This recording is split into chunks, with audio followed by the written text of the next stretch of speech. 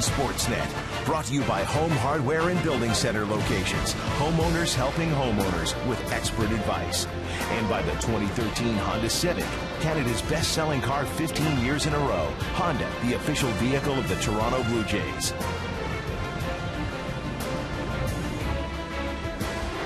Beautiful open-air baseball today at Rogers Center. The final game of the three-game series against the Kansas City Royals. The Blue Jays have taken the first two games, and now it's time to take a look at the lineups. And the starting lineups are brought to you by Quaker State. Real, durable oil.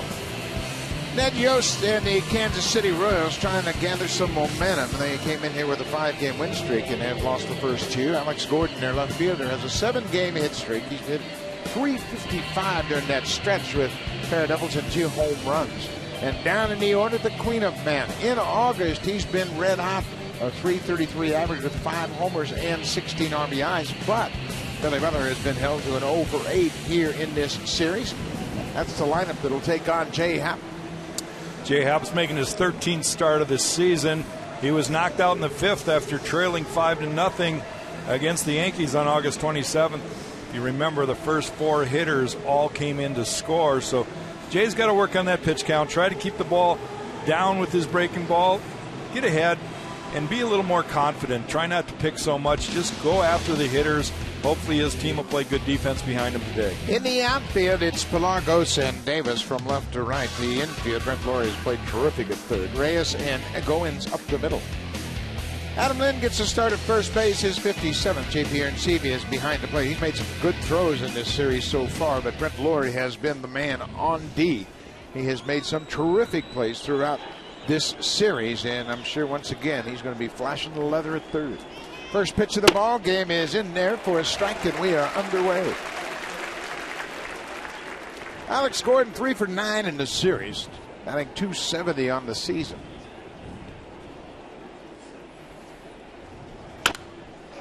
Pops this ball right back over the screen and out of play. It is 23 degrees here at Rogers Center, and it is a gorgeous afternoon. Roof's been closed in the first 2 games this series.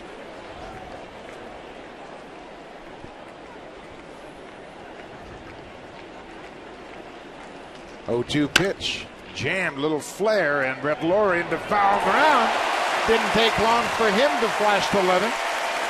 Lawrie goes into foul ground, dives, and makes the catch. First out of the ball game. Just reacting to a ball in front of him, and Brett gets over there in time. Makes a nice catch here. Larry Rivera has been thrilled with the way Lawrie has toned things down recently, and it's led to his great play at third. He has really slowed down his inner clock. Yeah. It's something he needed to do, and I think he even recognized it. And he's done a good job making the effort to do that. Emilio Bonifacio takes a fastball strike. Brent Lawrie has really played great defense now at third base, and I'm sure that those thoughts of him at second have long since disappeared. Well, especially with Ryan Goins and what he's done since being called up from Buffalo.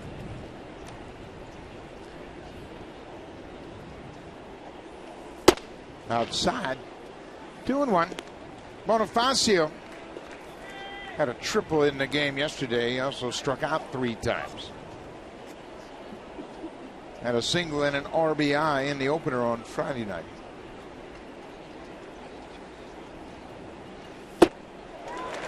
Jay Happ starting out this game a little bit lower in the strike zone than we're used to seeing him.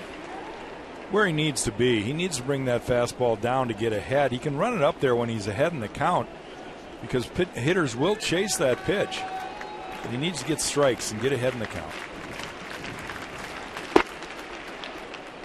Made a pretty good pitch there, didn't get the call. Gary Darling, the crew chief, is behind the plate this afternoon. Waiting on deck is the first baseman, Eric Hosmer. 3-2. Fouled off.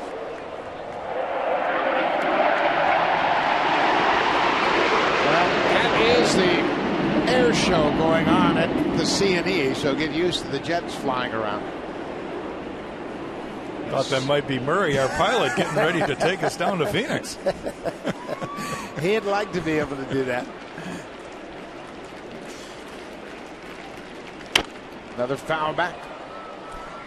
Labor Day weekend is always a great weekend here in Toronto. The CNE is on. The air show comes in for a 3-day show, and they have been in town for a couple of days and been practicing. And today we're going to hear them throughout this ball game.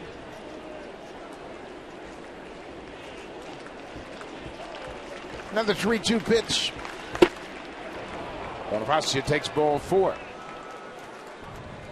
Talk about Brett Laurie's glove, and he has really been flashing the leather throughout this series. Here's the play the other day where he leaped and threw out Billy Butler on a great play, and then the dive to his right comes up. Perfect strike over to Edwin. And then here today, just a little hustle, little dive, Superman, caught the ball. He can certainly give a pitcher a lot of confidence. And the defense overall has played much better with the addition of Goins at second, and some of the young outfielders have all come up and played well. Ryan Goins looks like a natural at second base. His background is as a shortstop. 1 out. Another throw to first, of course. Bonifacio is a threat to run. Happ's well aware of that. He's got 21 steals for the season. He's perfect 9 for 9 since going to Kansas City. Hosmer's had a good series. He's 4 for 7 so far.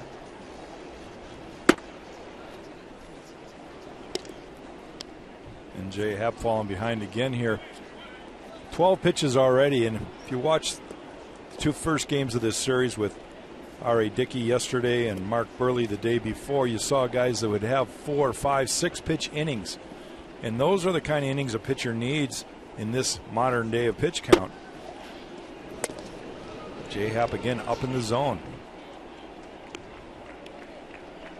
Yeah, you just got to be able to make an adjustment on the mound and recognize right away that, okay, that pitch is up. I've got to do something to get it back down in the good part of the strike zone.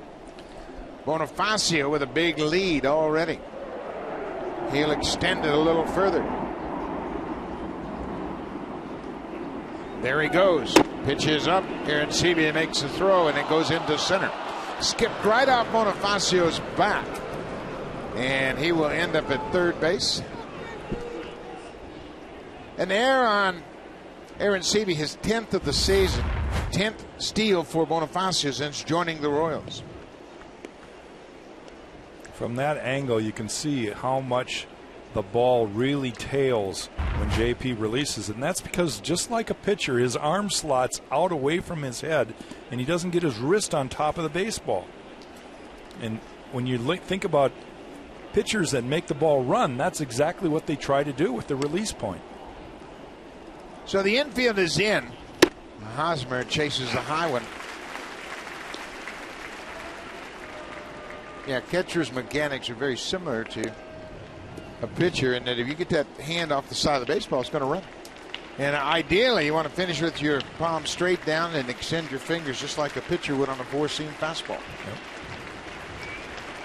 Yep. 2-2. Foul down the left side. Not that I'm trying to dwell on the negative here with Jay Happ, but if you look at the last 12 starts, he's been in 6 innings or less in 9 of those 12 starts. And again, it's because of pitch count more than anything else. Already in this game, 16 pitches, only 1 out, base runner at third base.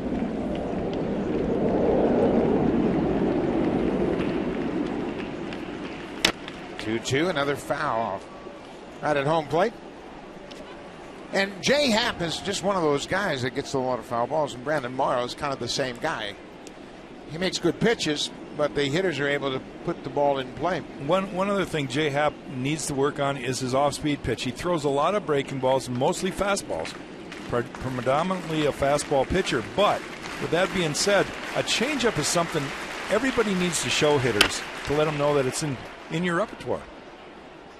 Just to put a little moment of hesitation in the hitter's approach. Jay Happ is in a jam, a stolen base and an error by the catcher, J.P. Arencibi. He leads the American League catchers with 10 errors. He's tied for the Major League lead with Wellington Castillo of the Cubs. They both committed 10 errors.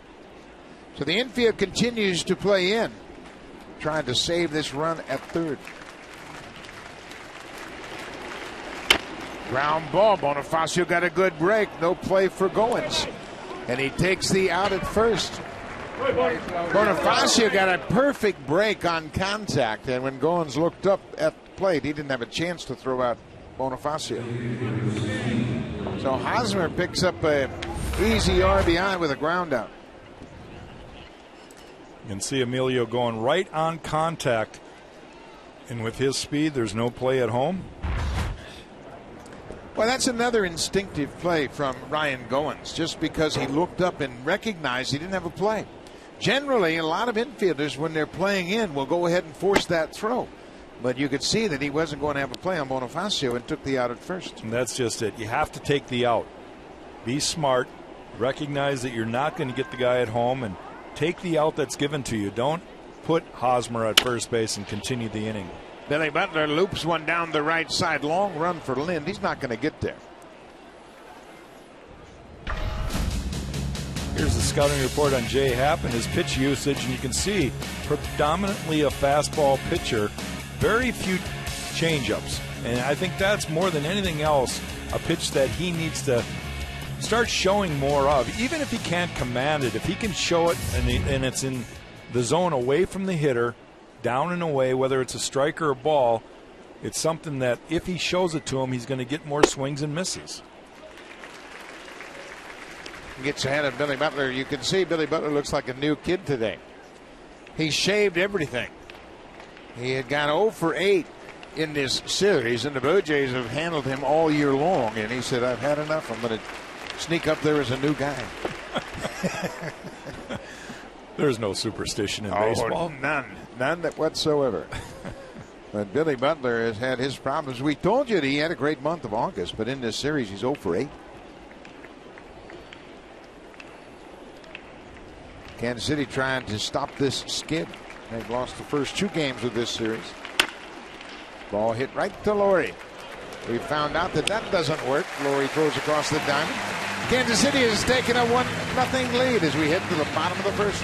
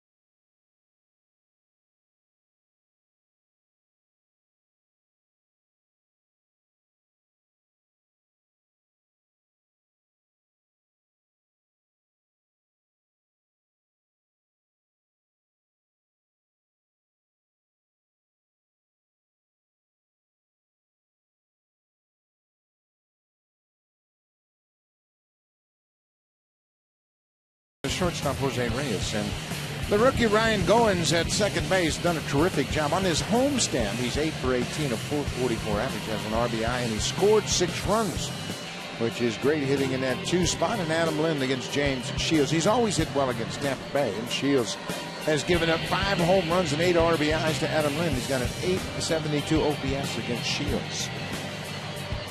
And James Shields making his team leading 29th start of the year today.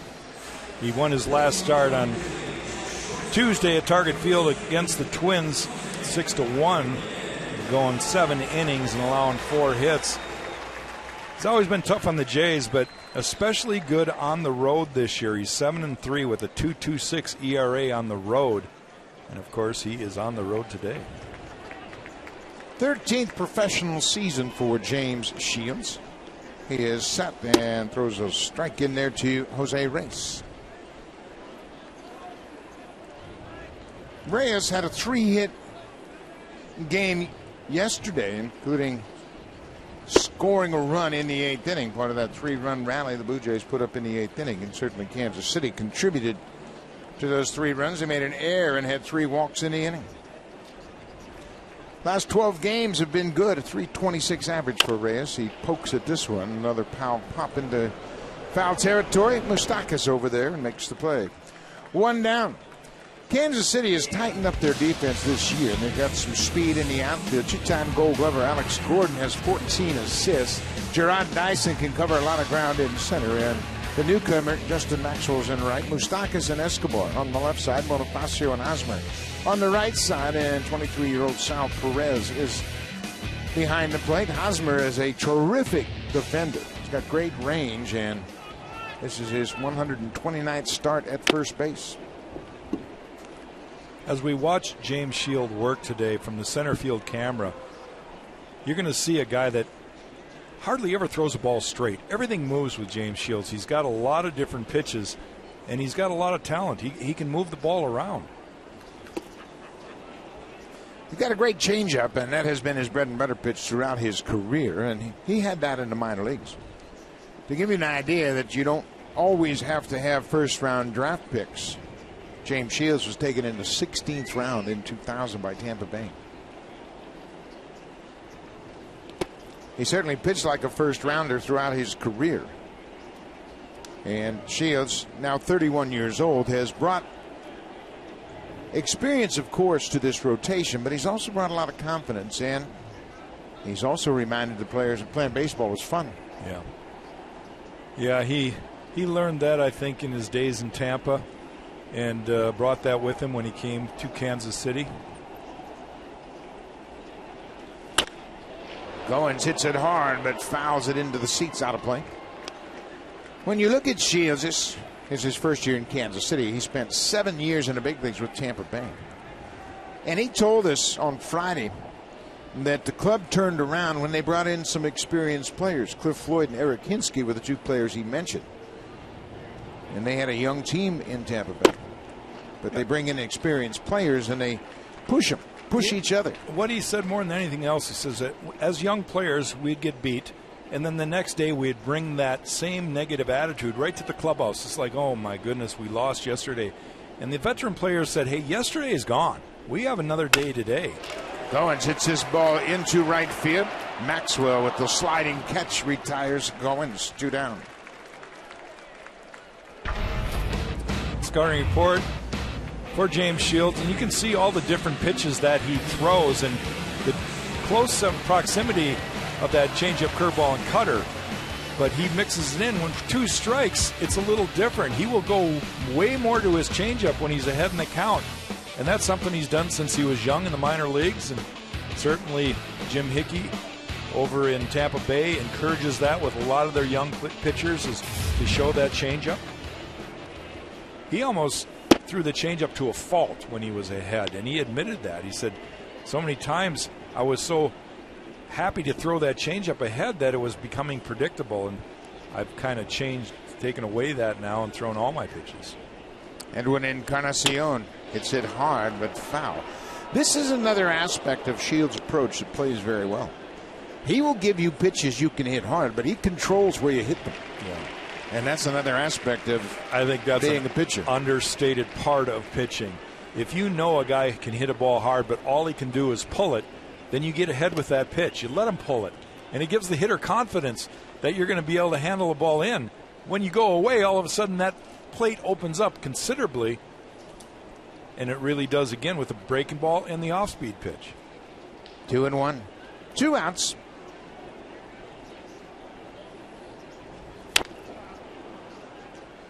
Taking a little bit off that fastball right there. 85. Just about 7 miles an hour. Look at the third baseman. Mike Moustakas is playing deeper than any third baseman I've ever seen play. But before this at bat, he walked over to the mound to James Shields. and appeared to ask him, where do you want me to play? He said, play deep and toward the line. Which means he's probably going to throw balls on the inner half. Ball went one way, the bat goes another way. We haven't seen Edwin do that in a while. No, he hasn't. Early in the season, he was doing it quite often, but Luis Rivera will retrieve the bat. He wants the original bat back for sure. I thought he went to the Cliff Johnson school of tossing the bat there for a while, but he's definitely calmed it down. And Cliff Johnson did that to try to hit the ball.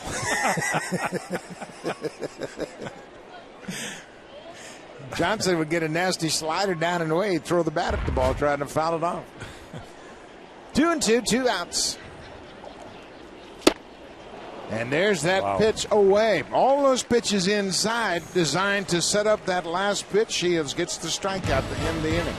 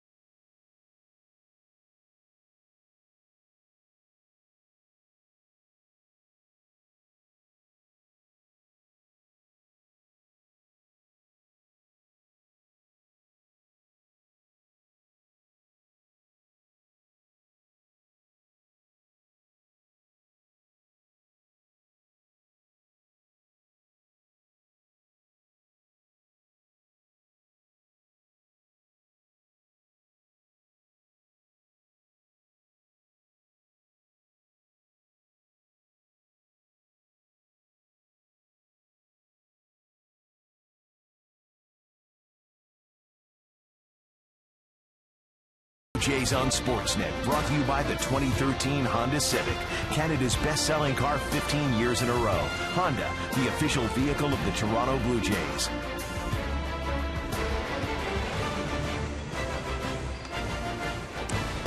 Welcome back to Rogers Center. It is a gorgeous afternoon. Another good crowd on hand. The Blue Jays are trying to sweep this 3-game series. They took 2 of 3 against the Yankees to start the 6-game homestand, and now they got a chance to sweep Kansas City. But right now they trail 1-0. Sal Perez, the catcher, will start things off. He goes after the first pitch. One thing we have seen throughout this series, Kansas City's anxious to swing the bats. They are ready to go with that first fastball they see in their hitting zone. So aggressive young hitters, probably something that Ned Yost has encouraged. Jay Happ is quickly ahead. Pedro Gaffal, the hitting coach, has taken over the full-time duties as the hitting coach, and he prepares all the matchup sheets for Ned Yost. Looking at the scouting reports and gives all the hitter tendencies to the manager.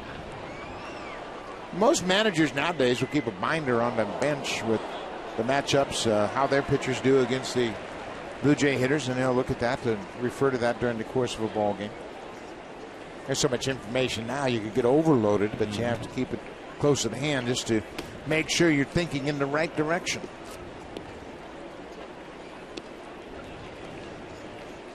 One and two. See the charts that coaches will keep. They keep spray charts. They'll keep the pitch, what a guy hits, where he hits it, and what a pitcher does against his hitters. In all different counts. They'll keep literally pitch by pitch, balls, strikes, location of the pitches. And like you say, the spray chart is where they hit the ball. Ground ball. Reyes pops to his feet.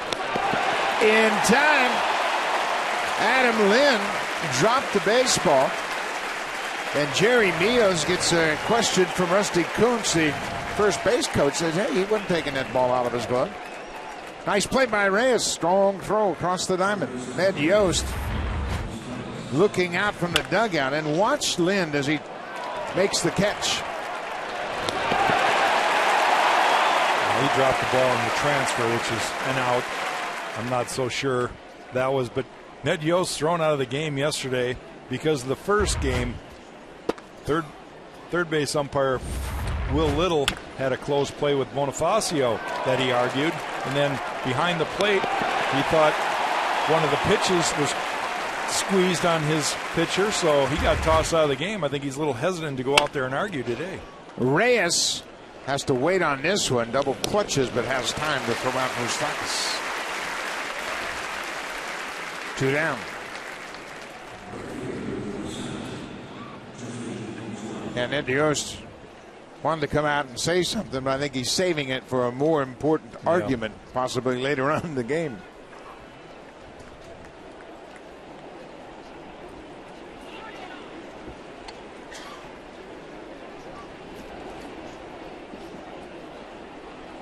And Gary Darling looking into the Royals dugout, a long extended look from the home plate umpire. That was kind of curious. Jerry Meals doing the same thing down at first base, so maybe there's somebody barking in the Royals dugout.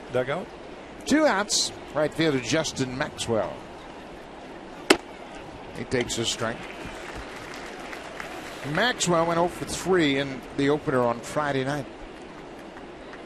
But the Royals yesterday felt like their pitcher was squeezed in the 8th inning. Aaron Crow had back-to-back bases-loaded walks. There's another strike. 0-2.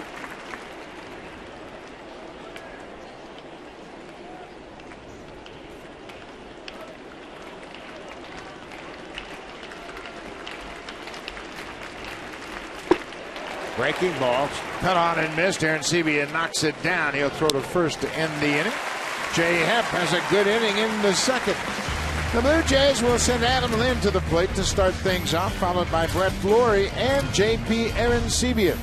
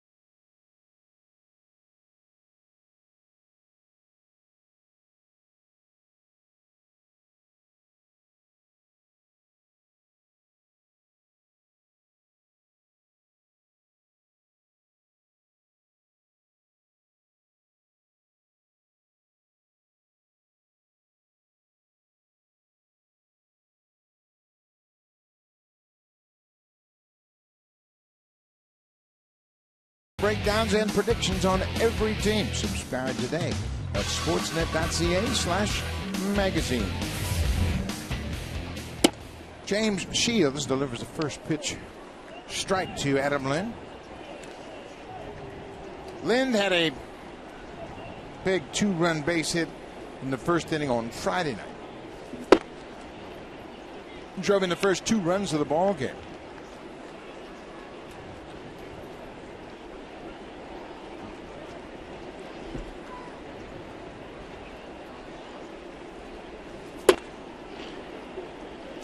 James Shields is probably as good an example as you'll find of a guy that pitches to both sides of the plate and change speeds on practically every pitch he throws. Well, that's a great target presented by Sal Perez. And Jack, as a pitcher, when you see that kind of target with that kind of conviction, it's got to give you a lot of confidence. Yeah, you just, as a pitcher, you just want to hit the glove. And the smaller the glove, the better the focus. Well, made a good pitch, and Lynn laid off. Yeah, with a big body like Perez, when you present that glove out in front, it literally looks like a bullseye and a target. It does. Full count. Perez took that one right off the forearm.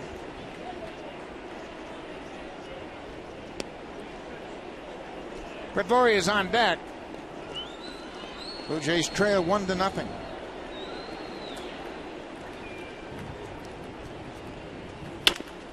Off speed. Hit on the end of the bat. Bonifacio in time.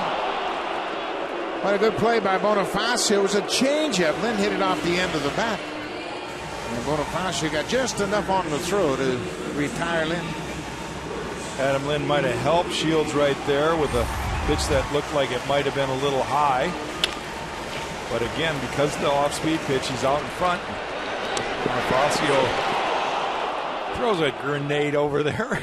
It wasn't the strongest throw, but man, there's some close plays at first in this series. Boy, that was very close, and you could see Hosmer with a good stretch. Jerry Meals heard the pop of the ball into the glove before the foot hit the bag. Again, Perez giving his target on one knee. Ball and a strike to Brett Lawrie.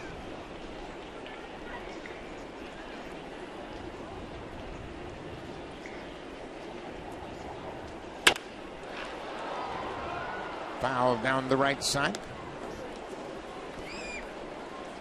You can see how Lawrie is relaxed at the plate. He's kind of holding that bat straight up in the air to really minimize the tension in his arms. As crazy as this might sound, I think the fact that he has calmed down at the plate has also calmed him down in the field. He has been pretty solid all year long defensively, but even better in the last 2-3 weeks over at third base defensively. And I think it all runs together in the fact that by relaxing at the plate, he can relax at third base also.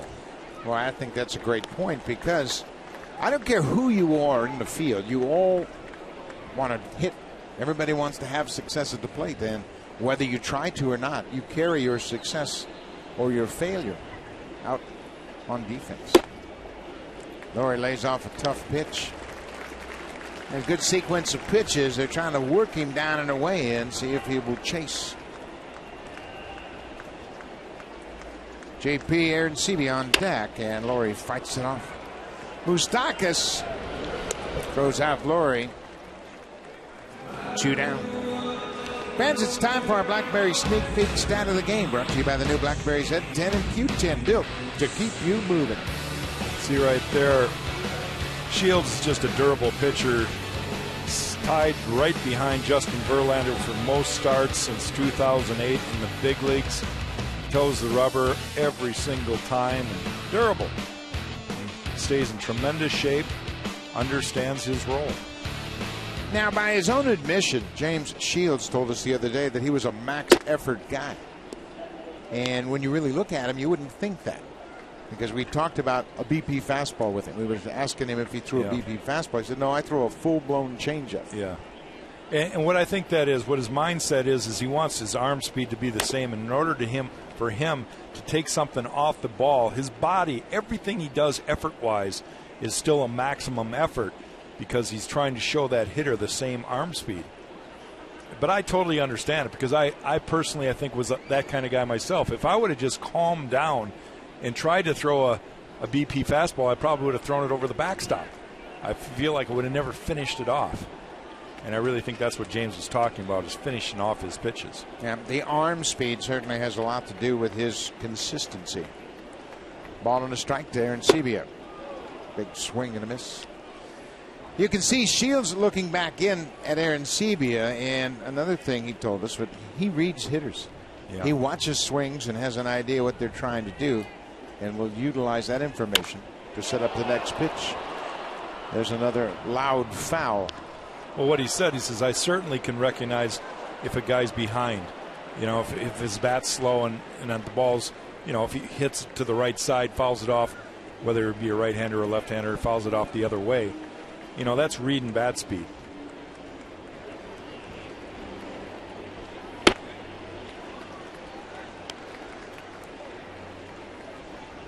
Six straight 200-inning seasons for James Shields.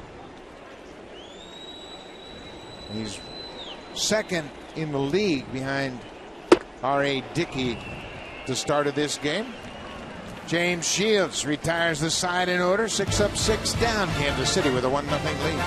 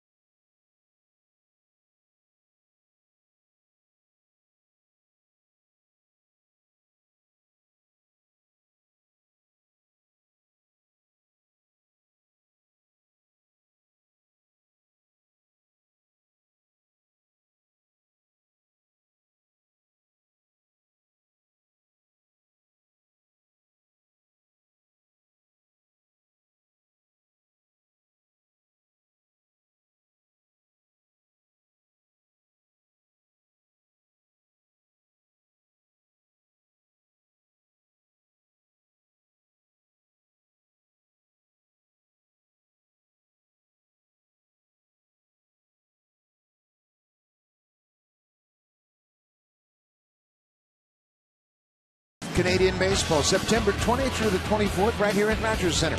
Blue Jays Hall of Famer Roberto Alomar will host a showcase baseball tournament at Rogers Center, highlighting some of Canada's best amateur baseball players with college eligibility. 10 teams from across Canada will represent each province, with a winner being crowned on September 24th. Tournament passes are now available at bluejays.com/T12. Make sure you log on and check it out. Great college eligible players right here at Rogers Center for a showcase baseball tournament. Gerard Dyson, the center fielder, takes a first pitch strike from Jay Happ.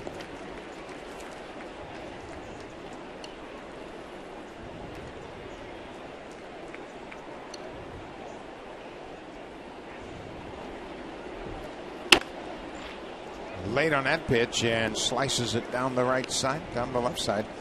Dyson has really done a nice job playing center field for Kansas City, and we mentioned that they have tightened up their defense dramatically, making his 44th start in center field.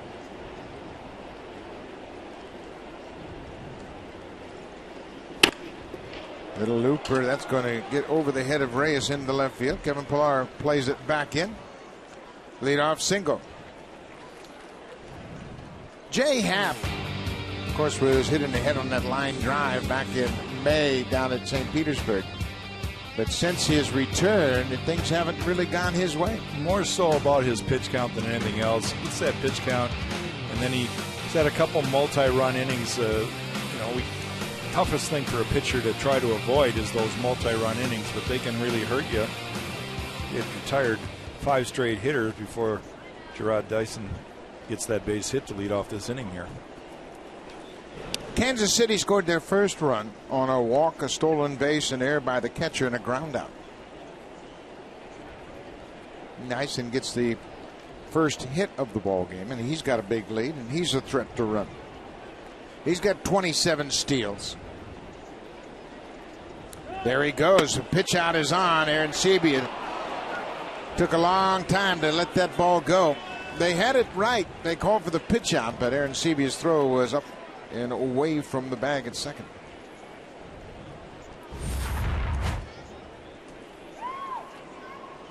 Again, you can see that ball just tail away.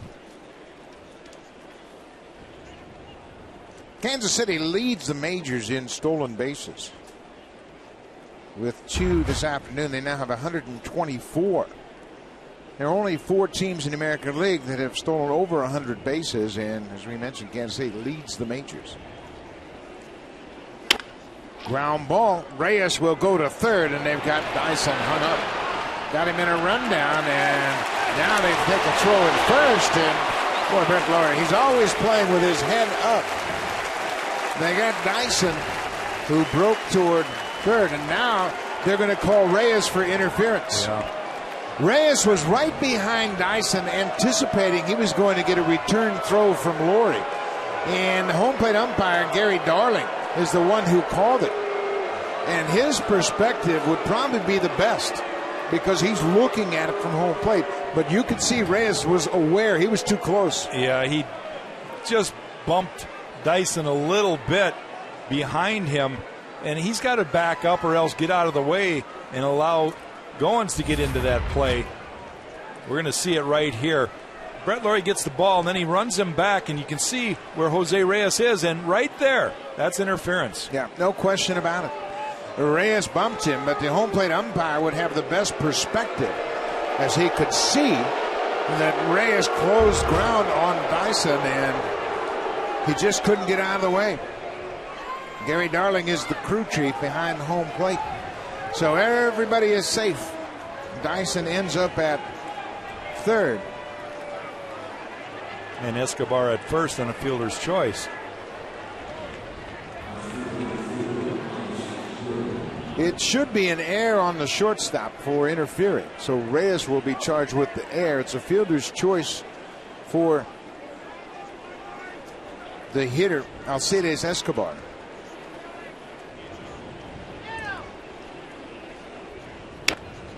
Top of the order, the leadoff man, Alex Gordon.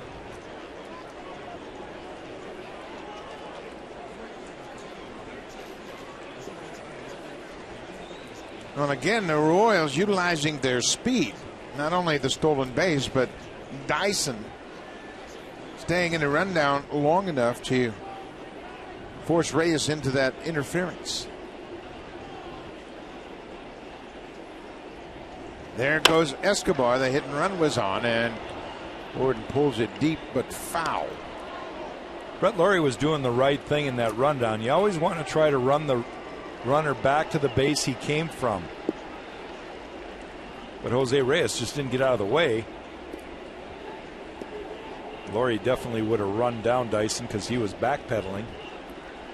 I have yet to meet a guy who could run better backwards than forward. Throw to first. Maybe in the NFL, a defensive back, but not on a baseball field. Yeah, for 5 yards. And then he's got to turn and burn. Kansas City leads at 1-0. Ball in the dirt, blocked by Arencibia. Well, you just get a sense that Kansas City is really going to force the running game today, even with the left-hander on the mound. They have already stolen 2 bases. Well, Dyson and Escobar are the 2 quickest guys in the lineup today. Butler, he doesn't run much. Perez, he doesn't run much. Maxwell's got good speed. And a base hit to right. Dyson comes in to score. Escobar's forcing the hand of the defense, and Rajay Davis makes a big mistake. Not only did he airmail the cutoff man, but he allowed Gordon to go from home to second on a single to right field. Rajay playing his 17th game in right field. Well, you can see the hit right here. Ball out over the plate. Great hitter's pitch right there. But by Rajai airmailing this, you can see now Alex Gordon round to first and sees that ball that high in the air. Take off, go to second base. Nobody's going to throw you out at second. The other day we saw Anthony Gose recognize that he wasn't going to get the runner at third and just threw it back into second base. Nobody out. Bonifacio takes one inside. The Blue Jays defense with nobody out has to stay back. They'll concede a run up the middle. They're in at the corners.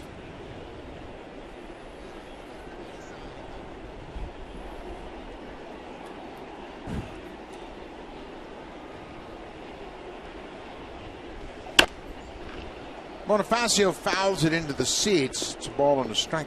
Ryan Goins at second base is kind of halfway. He's not all the way back, and maybe if he gets a one hopper right at him, he might have a shot to make a play to the plate. You can see where Goins is. Basically, he's a couple of steps in front of double play deck. Ball and a strike.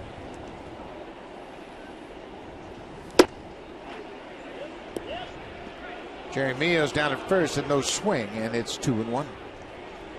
Well, the Blue Jays have played themselves into a tough spot right here. They have, and two not new, but two additional Blue Jays out in the bullpen today. And Jay Happ's pitch count already at 47 pitches. And that has been a continuing issue with Jay Happ.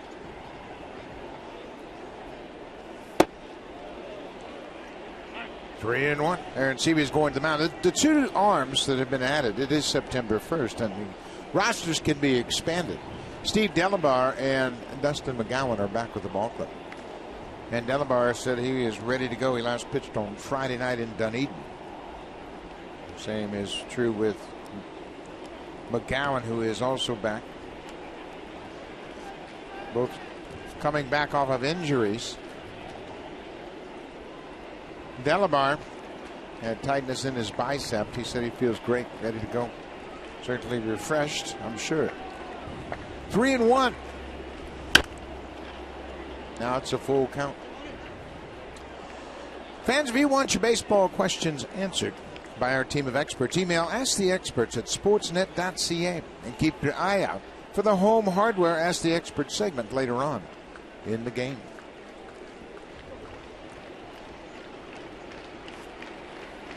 This next pitch will be number 50 for Jay Happ. Eric Hosmer drove in a run with a ground out. There's a little looper. This is trouble. Anthony Gose plays it on a hop. Escobar comes in to score. Gordon had to hold up at second. He goes to third. And Kansas City has taken a 3-0 lead. Bonifacio with a little flare into center field.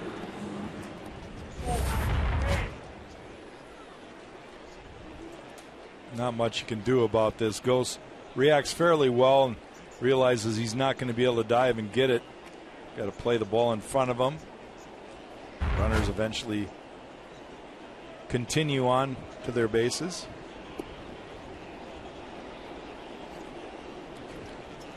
So Pete Walker out talking to Happ and Aaron Sebia. Top of the third inning, Kansas City has taken a 3-0 lead. And the Blue Jays defense has contributed to those 3 runs. Jays have committed 2 errors already. And Rajai Davis overthrew the cutoff man and allowed Gordon to get into second on a single, and now he's at third. So Hosmer with another chance for an RBI. Still nobody out. Bonifacio stole second in the first inning. He's at first base. There's a high strike for Jay Happ. Well, I think if Emilio can get a good jump, he's free to go here. He's another one, obviously. Blue Jay fans well aware of his speed. But since becoming a Royal, I think he's done a little better job of actually trying to steal bases. He was very hesitant as a Blue Jay.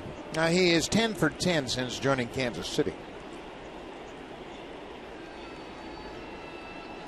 He's got a big lead again. Happ goes over there. Each time Happ goes to first, Gordon breaks down from third just in case that ball gets away from Lind. He doesn't take anything for granted. Well, occasionally a pitcher will make a bad throw, trying to pick off a runner at first base, and Gordon just being aware of that. Bonifacio got a great jump. No chance at all for Aaron Sebia. And Bonifacio hit Reyes hard. He slid over the bag, and I think he banged his shoulder or his head into Reyes' leg. That's the danger of those head-first slides.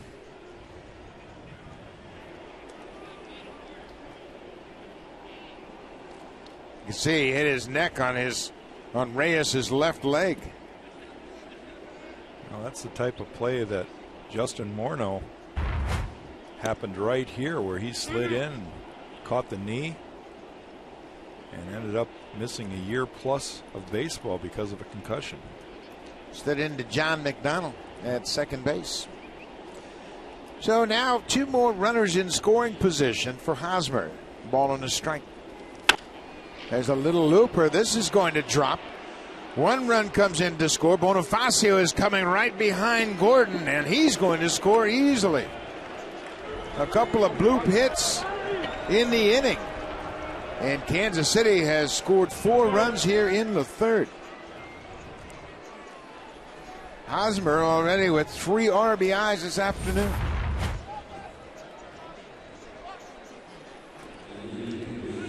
Royals getting a few breaks on some of these base hits, but they all count tomorrow in the scorebook.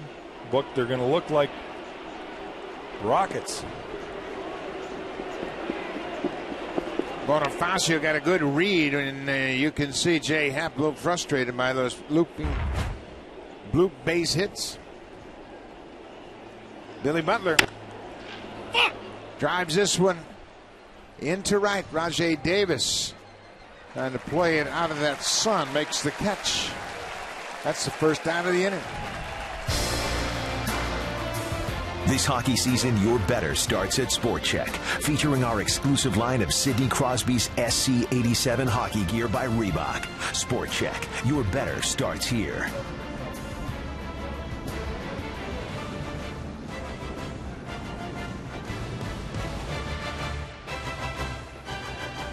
Catcher Sal Perez bats with Hosmer at first. He takes a strike.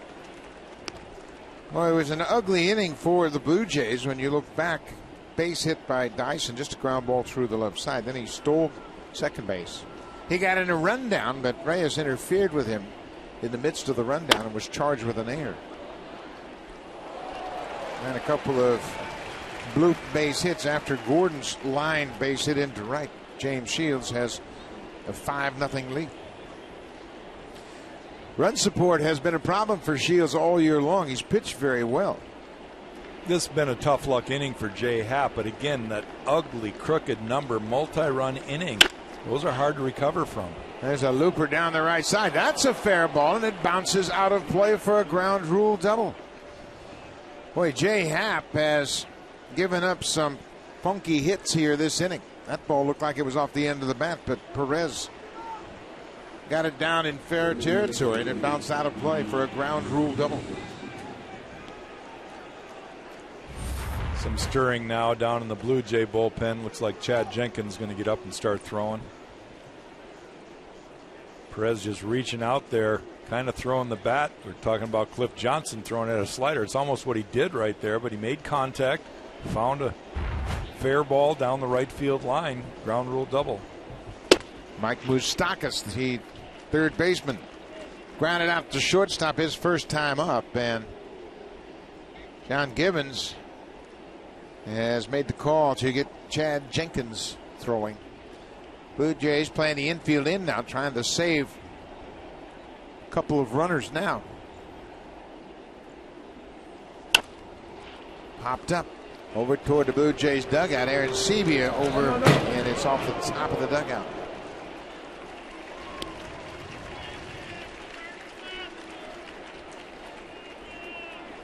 Moustakas is the 8th Royal to bat this inning.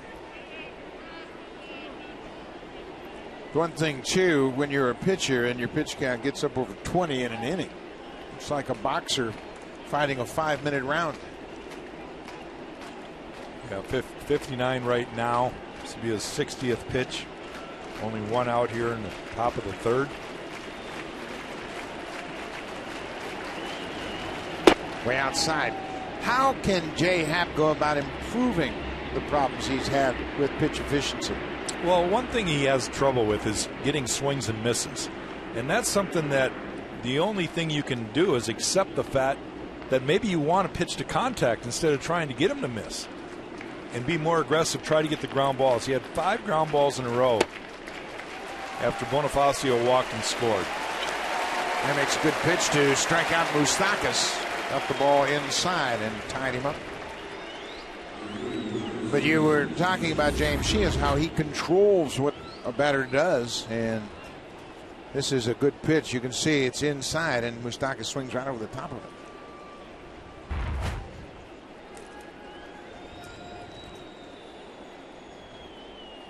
I still think Jay just needs to work on an off-speed pitch. Everything is coming out of his arm look pretty much the same. He does have a good breaking ball, but his slider and his curveball, same speed. Fastball, not that much different. And if he could learn to take something off and get that in and out part of pitching down, he's going to get more ground balls. He's going to get more hitters out in front, less contact.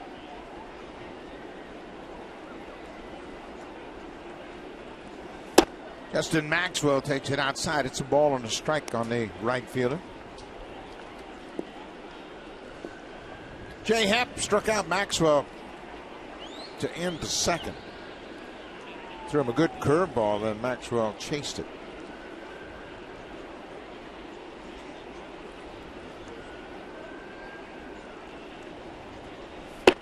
Inside. Hosmer's at third. Sal Perez, the catcher, doubled. He's at second. Kansas City has scored 4 runs this inning.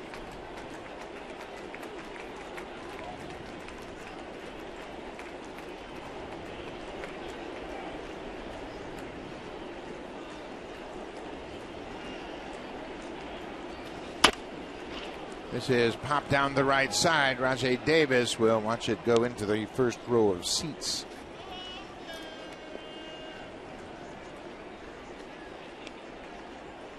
Very quiet crowd, understandably so.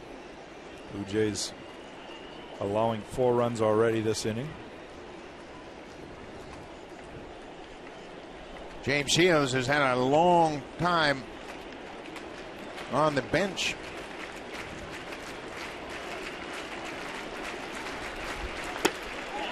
He went around. Maxwell strikes out. Home plate umpire Gary Darling calls him for the swing. 2 strikeouts in the inning, but Kansas City has taken a 5-0 lead.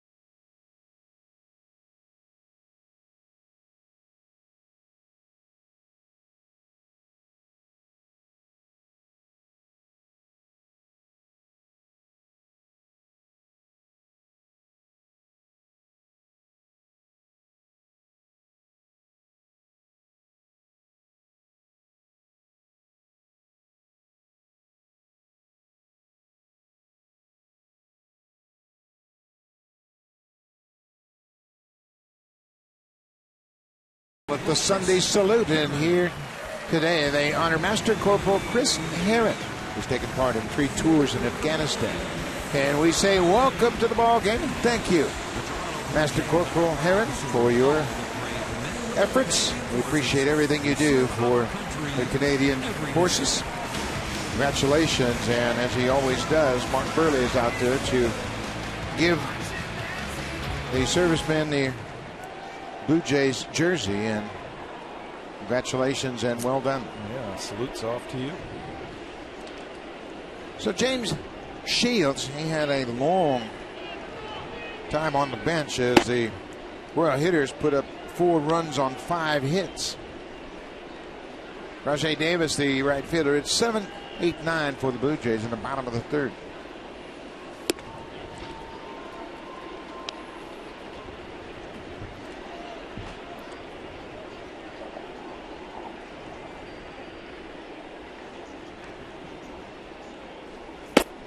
Slider missed down and away. We talk about Shields and how he brings experience to this ball club coming from Tampa Bay, and the postseason, of course. The experience is something Kansas City was looking for. They gave up a lot of good talent, young prospects, Will Myers and Jake Odorizzi, Mike Montgomery. Real good-looking young players. Changeup. That's his bread and butter pitch. Dyson calls off Bonifacio, makes the catch. Let's check in with Jamie Campbell.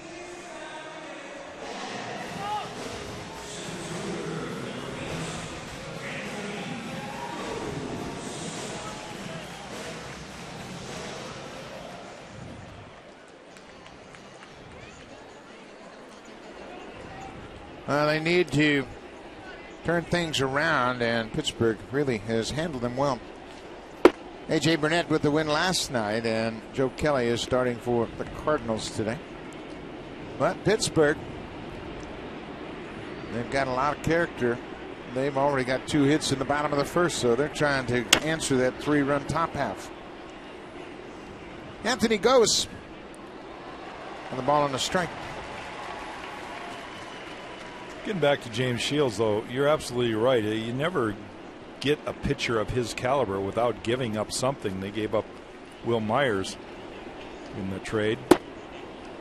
But if you look at James Shields and his consistency, that is such a valuable commodity for a young team desperate to have an anchor in the rotation as a pitcher. And he's one of the best in the game. There's not that many of them. Anthony Gose hit it hard, but the defense was set up perfectly. Gordon was right there to make the catch. Yeah, they are hard to come by. And, of course, Kansas City knows Tampa Bay and that they can't keep their expensive free agents. There you see the snowbirds flying over the top of the stadium. But they have to move those veterans as they get closer to free agency because they can't afford to bring them back. It's kind of ironic that Zach Greinke is pitching so well now for the Dodgers, one-time young prospect for the Royals. But the timing of it all didn't work out. Greinke was pitching well and just wasn't getting – the team wasn't moving in the right direction with him, and ultimately they had to make a tough decision to let him go. And now they could definitely use a guy like Zach Greinke. The James Shields is a replacement for that kind of guy. But again, timing's so important for ball clubs. And at the time, Kansas City couldn't justify spending that kind of money on Greinke. No, Kevin Pillar is getting a dose of that James Shields changeup. And he's behind, but you're right. And you have to know your ball club. And I think that's the biggest thing is being honest with yourself. Kansas City was brutally honest when they recognized they had to trade Zach Greinke.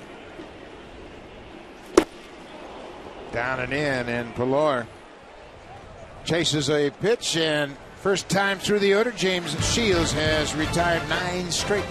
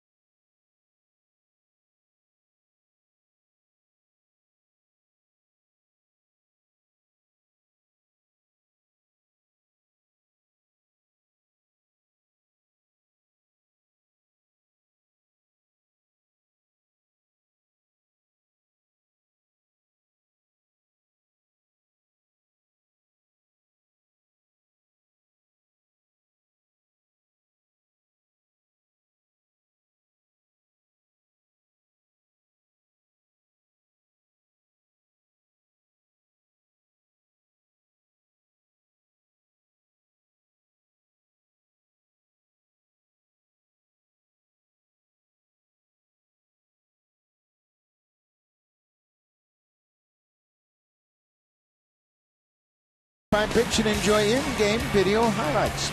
The app is available on the iPhone, iPad, iPod Touch, Android, and BlackBerry Z10. Season-long subscription packages are available. Visit BlueJays.com for more details. At-Bat 13 is the official app for Major League Baseball. Well, the Blue Jays got some work to do. They trail 5-0 as we hit the top of the fourth inning. Jay Happ has given up 5 runs on 5 hits, but his defense has contributed. The defense making 2 errors, and they've allowed a couple of stolen bases as well.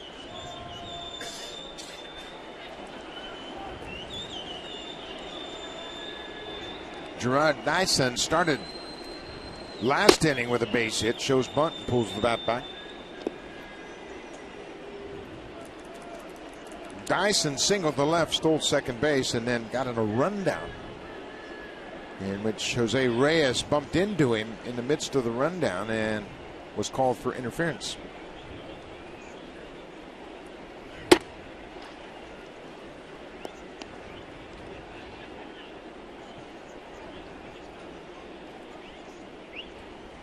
When we're talking about the Royals and how they built a foundation, and then it made sense to bring in James Shields. I think the Royals would be a good example for the Blue Jays. When you look at the Blue Jays, you have to really kind of determine where you are and where you're headed. Certainly the pitching has been a disappointment, and it's a difficult thing to fix when you don't have a lot of big minor league prospects. They traded a lot of those prospects in the Jay Happ deal last year, and then in the offseason in the Miami Marlins deal. Well, I think it's all kind of shaken out that Mark Burley and Ari Dickey are somewhat close to what they expected out of them. But when you look at Jay Happ and Brandon Morrow and Ricky Romero and, of course, Josh Johnson, they have not really done what they were built to do. And when you have 3 of the 5 struggle this year, I think it's safe to say that they have struggled. In an expectation where the pitching staff, the starting pitching, was going to be the dominant part of this ball club, you see that you have the kind of year that the Jays have had. Dyson gets another base hit to left field. Pitch was up and he stroked it into left. He's 2 for 2. This hockey season, your better starts at Sport Check, featuring our exclusive line of Sidney Crosby's SC87 hockey gear by Reebok. Sport Check, your better starts here. Beautiful afternoon at Rogers Center. The roof is open. Pete Walker is back to the mound to have a chat with Jay Happ. At the same time, Chad Jenkins has once again grabbed his glove, and he has started to throw in the Blue Jays bullpen.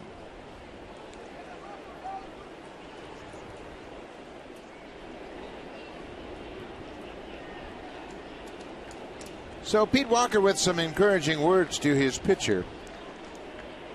Number 9 hitter Alcides Escobar, the shortstop. Hit into a fielder's choice his first time up. I think a lot of Blue Jay fans don't really understand the pitching coach Pete Walker and what his effort has been to try to work with it. He's a very positive guy. He's a smart guy that understands what it takes to pitch, and he does everything on a daily basis to really promote the positive to these guys, sometimes under difficult situations. But there's people saying, well, Pete Walker, you know, maybe he's not the answer for the Blue Jays. All I can say is from what I know as a pitcher and what I know of Pete as a person who's really put forth an unbelievable effort, he's the right guy. That's a pretty good endorsement in my book. I mean, Pete Walker comes out here, like you say, every single day, and we see him out working early with the pitchers and trying to refine mechanical issues, and he and Pat Henkin have consistently worked with everybody, trying to put them in the best position possible. Dyson with a big lead at first. He's not running, and Escobar takes a strike.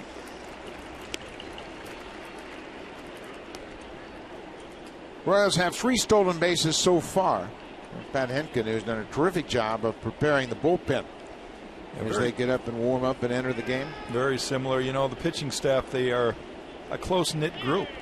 both the relievers and the starters, they do a daily workout together. They throw, they run. Pops up into shallow right field. Goins goes out, calls for it, and he makes the catch. Blue Jays will finish this series and head out west. Fly down to Phoenix to take on the Arizona Diamondbacks. It's a 3-game series against Arizona. Then they'll fly to Minnesota, have an off day on Thursday, and resume action with 3 in Minnesota. Come back to take on the Angels, the Orioles, and the Yankees. The season is winding down. Arizona, very similar record to these Kansas City Royals. Have lost 1 game less. Same amount of wins. Dyson looks anxious to run. Alex Gordon singled back into third.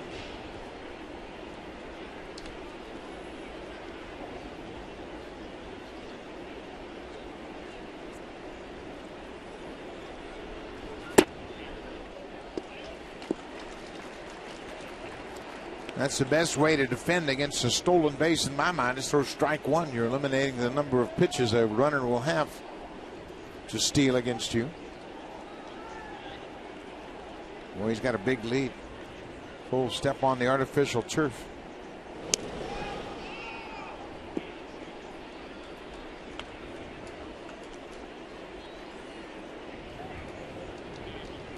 Dyson's only been caught 4 times. He's 28 for 32. There he goes. He got a great jump, and the ball is fouled right back over our head in the upper deck. He had a great jump. Boy, he gets great acceleration. He's full speed with the first step.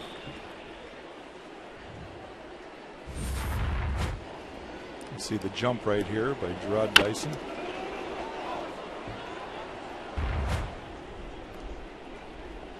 So many great base runners, base stealers, have that explosive first and second step. They can get it going full speed within 2 or 3 steps. There you have it. Chases him back to first. The best guy I ever heard explaining the art of stealing bases was Marquise Grissom. He talked about 11 strides and a slide. He said it only takes me 11 in a slide. He was a great base stealer. There's another jump at first base. Aaron Sebe goes down to block the curveball, and Dyson steals it without a throw. His second stolen base. 4 in the afternoon for Kansas City. Another Royal runner in scoring position.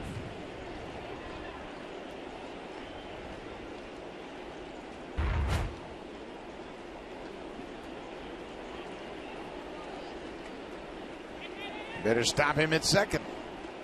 He was getting a walking lead. Gordon pulls it to the second baseman. Goins has it. Throws him out. Dyson goes to third on the ground out.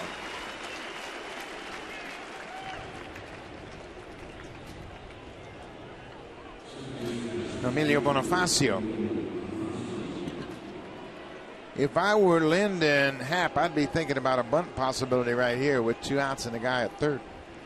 And Lind has moved in even with the bag, and he's going to come in at first to guard against that push bunt.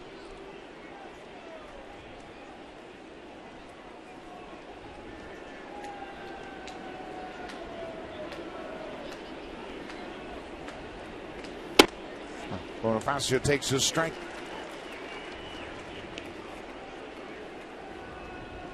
Emilio Bonifacio has been on base twice. He scored a pair of runs, has 2 stolen bases. He walked and singled.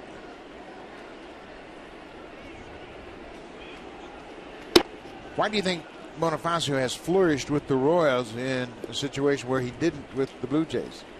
I think the fact that he's getting a chance to play every day is huge for Emilio. He started the season a couple games early in the year at second base and made those 3 errors in 1 game. And from that point on, he was kind of platooned back and forth, got a few starts.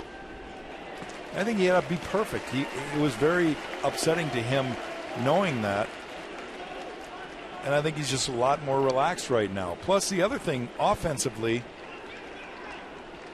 new hitting coach, Pedro Grifol for Kansas City, has pretty much told him, look we don't want you swinging until you get 2 strikes. In other words, get up there and take a look. Get deeper into counts.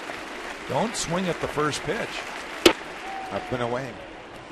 And you just think about what that means. You're tracking the ball more. You're getting a better look at balls. And you're probably going to get more mistakes because of that. And he's gotten a lot more hits. He's certainly stolen a lot more bases once he's on the base paths. 2-2.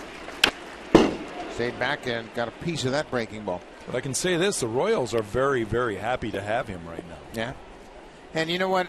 All season long, when we would travel and see a National League ball club, San Francisco Giants and the Philadelphia Phillies, they both raved about Bonifacio as a player. Bruce Bochy and Charlie Manuel, the respective managers, suggested we tried to get him. He was perfectly suited to help us. Fouls it back. I'll tell you another thing I think that has contributed to his success is playing in that big ballpark in Kansas City. You get in this ballpark, everybody thinks they're home run hitters in this ballpark because the ball flies so well. But in Kansas City, it's a bigger ballpark, and I think Bonifacio's better suited to be a line drive, kind of on the ground, ground ball kind of hitter. Back to Happ. The inning is over. Happ puts up a 0, and Kansas City leaves a base runner, but the Royals have a 5-0 lead as we head to the bottom of the 4th.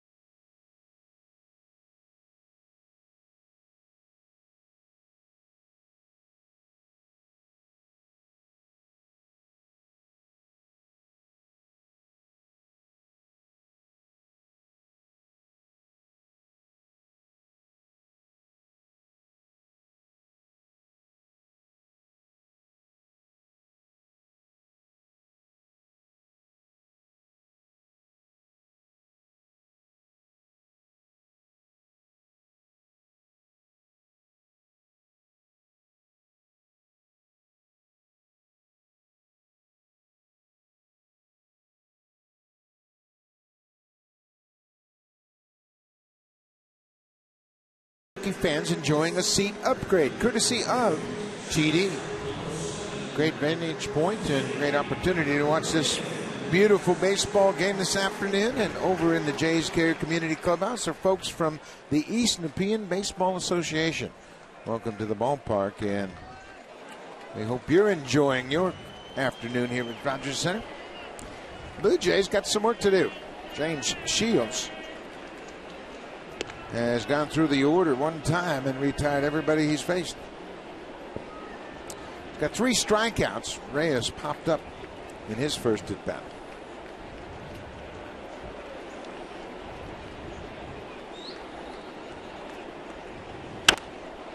Pops up again. The catcher, Perez, now called off by Moustakas, the third baseman, and that's the first out. Let's check in with Jamie Campbell.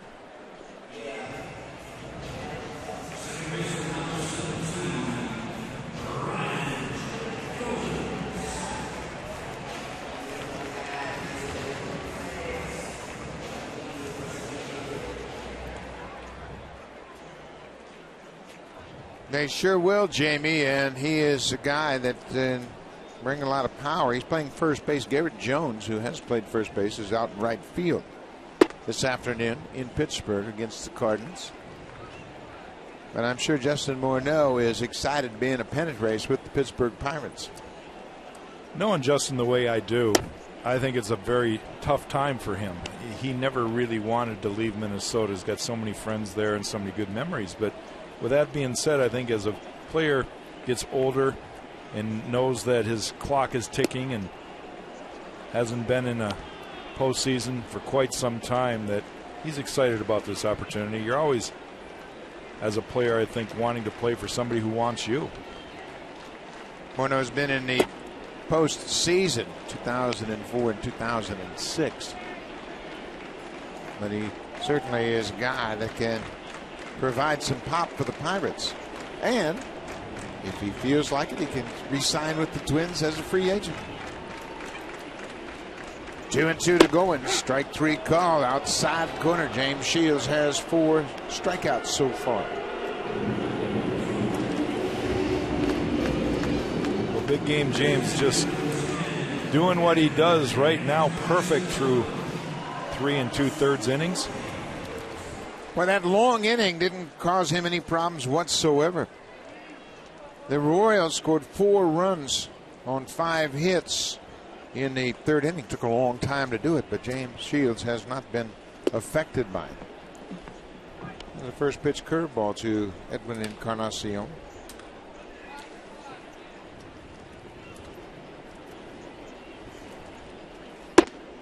A little slider.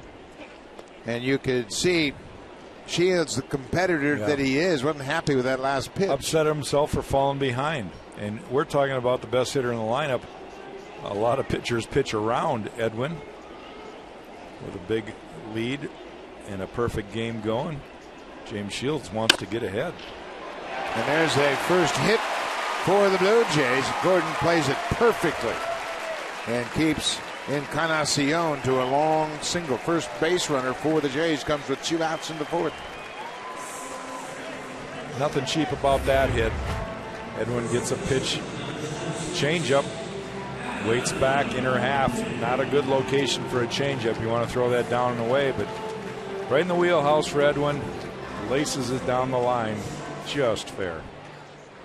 Just inside the foul line, and you could see Moustakas was deep again, beyond that infield line. But Encarnacion hit it so hard that he couldn't make a play on it. 2 outs, Lind at the plate. Shields jumps ahead. Isn't that interesting? He fell behind Encarnacion and gives up the first hit. And he was upset because he missed with the first 2 pitches, threw a breaking ball and a slider. Threw a curveball and a slider, and then threw the changeup that missed his spot.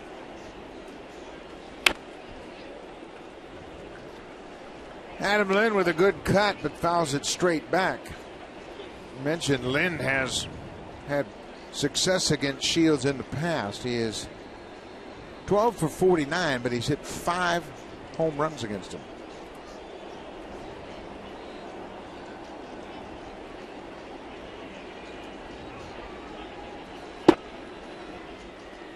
I can't speak for a lot of the great pitchers that have played this game and the ones that are playing it today. But as a pitcher myself who pitched a lot of complete games, I don't understand how you can get so upset about a couple pitches, simply because I know in a typical game that I would finish, I would probably make 5 to 10 mistakes over the plate. Pitches that were not being executed properly in the sweet part of the strike zone. And those 5 pitches or 10 pitches would determine my outcome a lot. The great hitters just never seem to miss them. And the not so great hitters would always either hit them at somebody, pop them up, they would get themselves out. When you think about it, that's less than 10% of your pitches.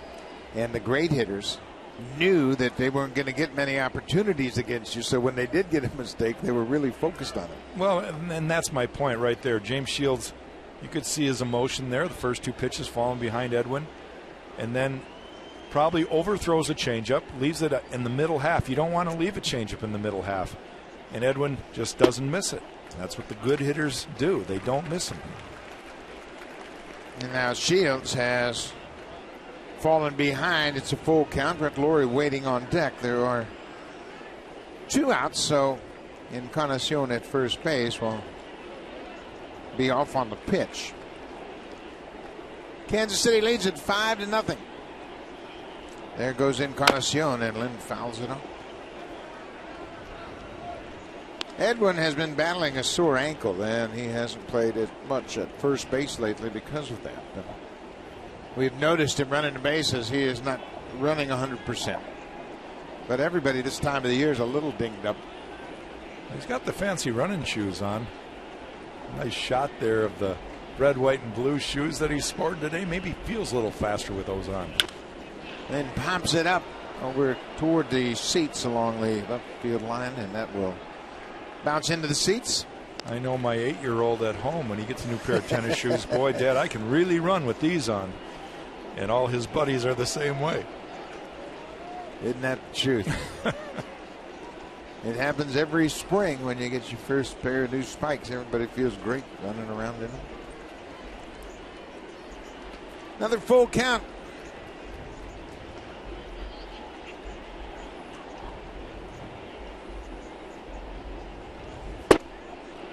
Just off the plate outside. Shields walked. 2-out single, 2-out walk. That'll bring Brett Lawrie to the plate, and he's had a great month. Just finished August, one of the stars of August for the Blue Jays. Brett Lawrie with a .346 average. Mark Buehrle and R.A. Dickey pitched very well throughout the month of August. Yeah, 7 wins combined for the 2 starters. And Brett Lawrie, both offensively and defensively, those guys have really shined this month for the Jays. Mark Buehrle has really done a good job of turning his season around. He is now 11-7 for the season. Shields misses.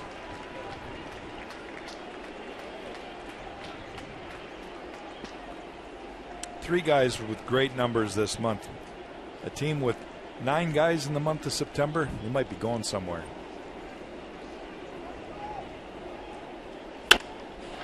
All right. Reaches for that outside pitch. Ball and a strike. Lawrie's average at .258. It was a long climb for him since the All-Star break. He's hit .311. I mentioned his great month of August. Blue Jays are trying to break through against James Shields. Didn't have a hit until Encarnacion had a 2-out single. Didn't have a base runner.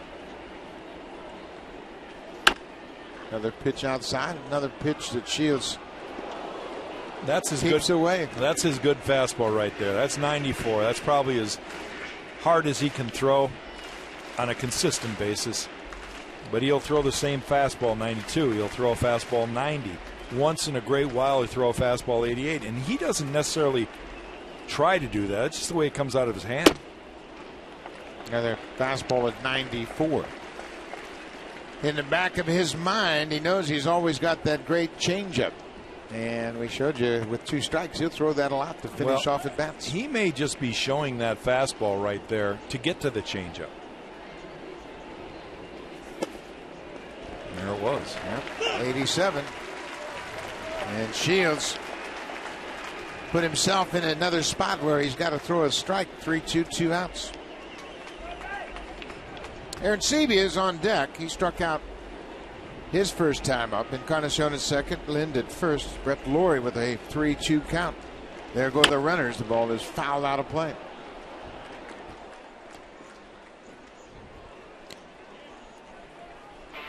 James Shields has always been tough on the Blue Jays. In his last 7 starts since 2011, he's got a 5-1 record. ERA just over 1, and you can see he doesn't give up anything against the Jays. The whip is under 1. And he averages nearly 9 strikeouts per 9 innings. Jays don't get in too many situations like they're in right here. Brett Lawrie, 3-2 count, 2 outs. Chance to maybe move a runner, score a runner from second base. Shields has been tough. Those numbers show that. Another 3-2 pitch. Bounce towards short. Big hop for Escobar. Just in time to get Lawrie. Blue Jays leave a pair. We'll go to the 5th. It's 5-0 Kansas City. Now time for a Blue Jays Central update. Here's Jamie Campbell and Greg Zorn in the Blackberry Broadcast Studio.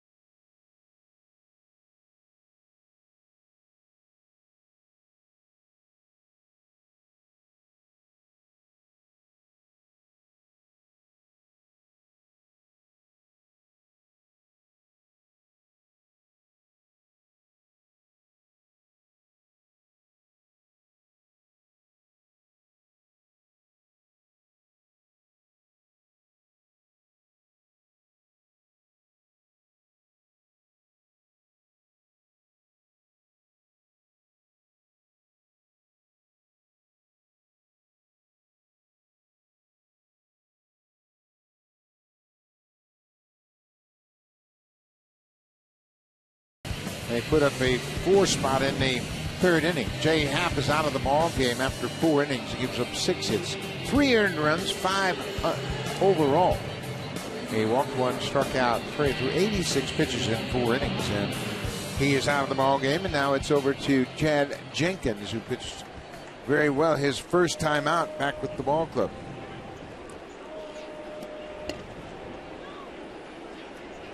Jenkins pitched 4 innings down in Houston on Saturday. This ball is down the left side and bounces over the wall for a ground rule double for Eric Hosmer. And Hosmer's having a big day. His second hit. He singled, drove in 2. Now he is doubled.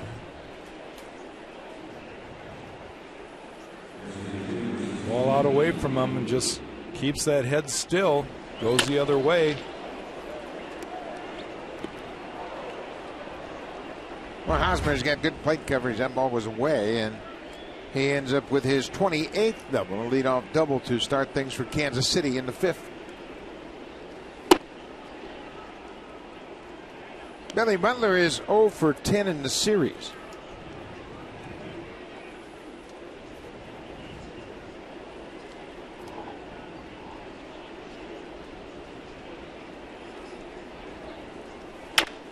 Pops this ball down the right side. That's going to go into the seats out of play. You can tell by some of the swings that Billy Butler has shown us this series that he's kind of in a funk. That's not the Billy Butler that the Blue Jays have seen over the years. Been very frustrated at the plate.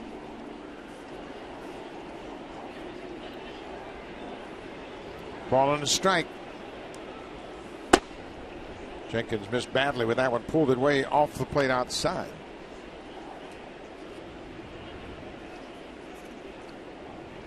Kansas City pitches Billy Butler tougher than anybody. He has really had his problems against the Blue Jays. Pulls this to 3rd. That's a fair ball. Laurie looks Hosmer back at 2nd, and Butler is now 0 for 3. Come find out why more Canadians trust Mr. Lube's trained technicians with their oil changes than any other quick lube. We're number 1 for a reason. Take good care.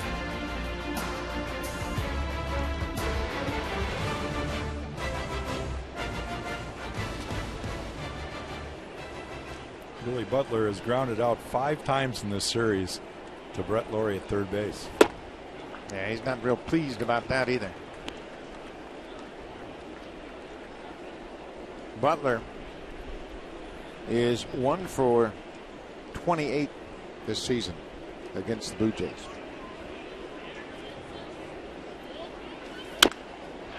Perez quickly behind 0-2. So Perez doubled down the right side his last time up, a ground rule double that bounced into the seats out of play. Saw the good sinker right there from Chad Jenkins. Good movement down and in. That's what he does. He's a sinker slider type pitcher.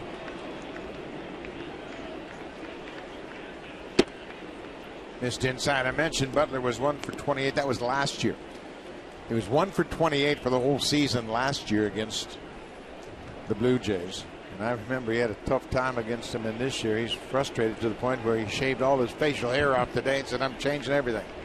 Maybe they won't recognize me."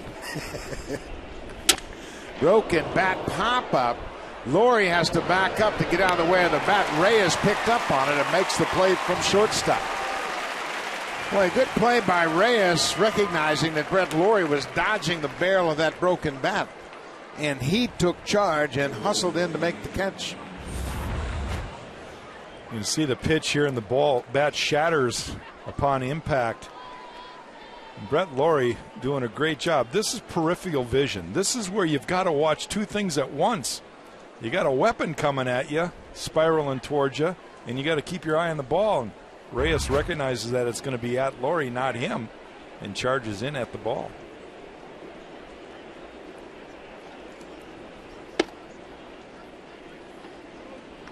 Mike Moustakas, the 3rd baseman, struck out and grounded out so far.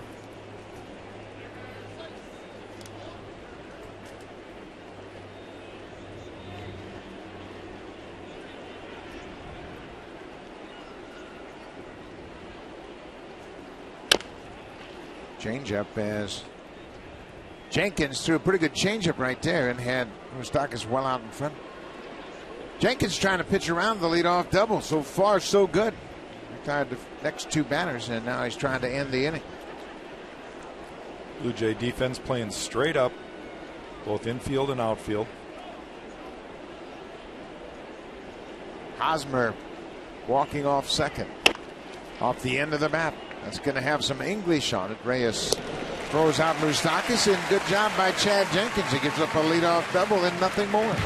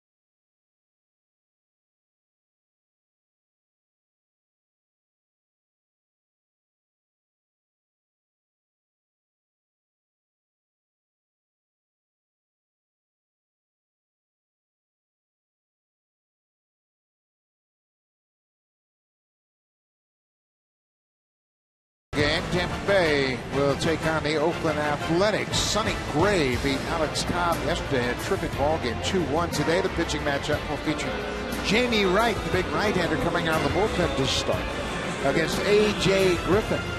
Tampa Bay lost to tough one last night, and they have lost 3 in a row and have lost 5 out of their last 6. They have really hit the skids. They lost an 11-inning game to the Yankees, and they've actually lost 6 of their last 7. Trailing 4.5 games behind Boston right now. We knew this was going to be a tough swing for them. A West Coast swing. They started out in Oakland, and they've lost the first 2 games there. Then they will go from Oakland to Los Angeles, take on the Angels, a 4-game series, and then to Seattle. Tough stretch for Tampa Bay. Aaron Sebia grounds out to the third baseman, Mike Moustakas. James Shields has allowed just 1 hit and 2 base runners. A 2-out single to Edwin Encarnacion, followed by a walk to Adam Lind. That's been it.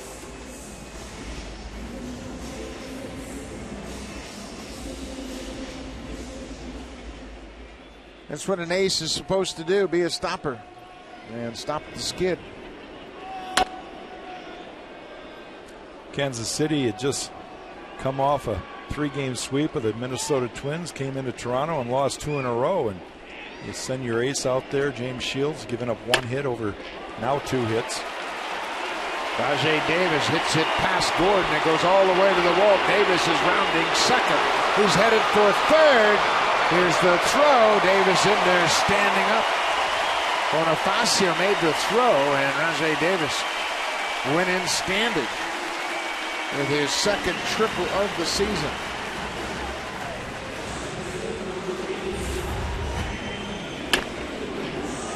Good breaking ball. Rajai recognizes that curveball and hits it really hard into the left center gap.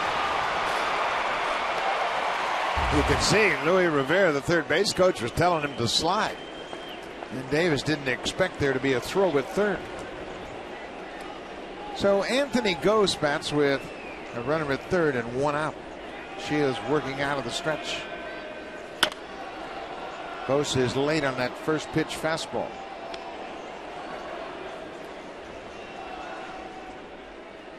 Anthony lined out to the second baseman his first time up.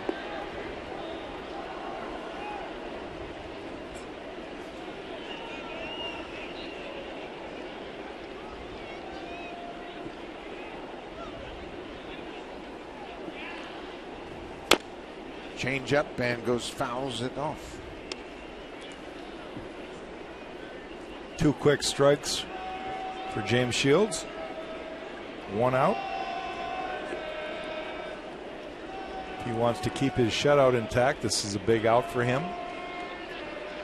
And a good opportunity for Anthony Gose to drive in the Blue Jays' first run.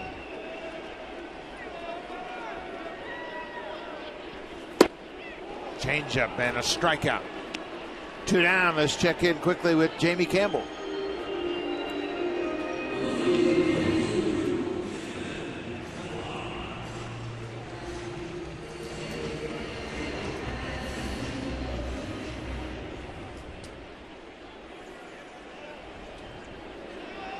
Thank you, Jamie. There's another team that's hit the skids lately, the Baltimore Orioles and Jackets. A tough time of the year to go into a nosedive. Well, they're fighting for a wild card spot.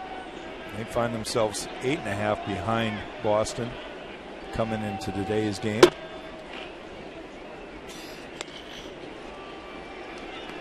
Kevin Pillar, he was taken to school by James Shields his first time up. Shields worked him over with that changeup.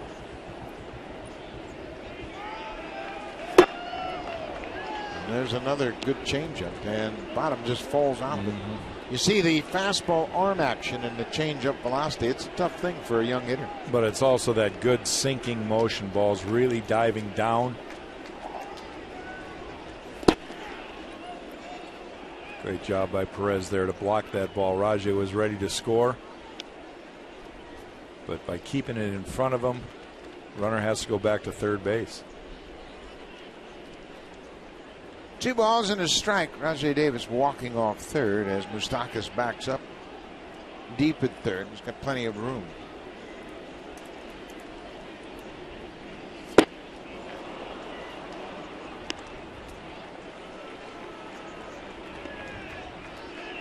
Shields knows that changeup is his bread and butter, and he knows how to use it.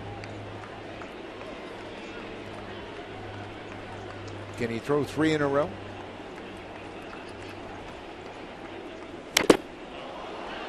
He did. He gets a piece of it. Pillar stays alive. Fouled it off. You wonder why a guy would throw 3 changeups in a row, because he has total commitment to it. He knows that he can throw it for a strike. There's an old cardinal rule: you don't back up a changeup with a changeup. But when you have tremendous movement with one and you see a guy swinging, missing by so much, why not? Came right back and gets the strikeout. Second strikeout for Pillar on the afternoon. And we'll go to the 6th, and here comes the Home Hardware Cleanup Crew, brought to you by Natura, Home Hardware's exclusive line of safe, environmentally friendly cleaning products.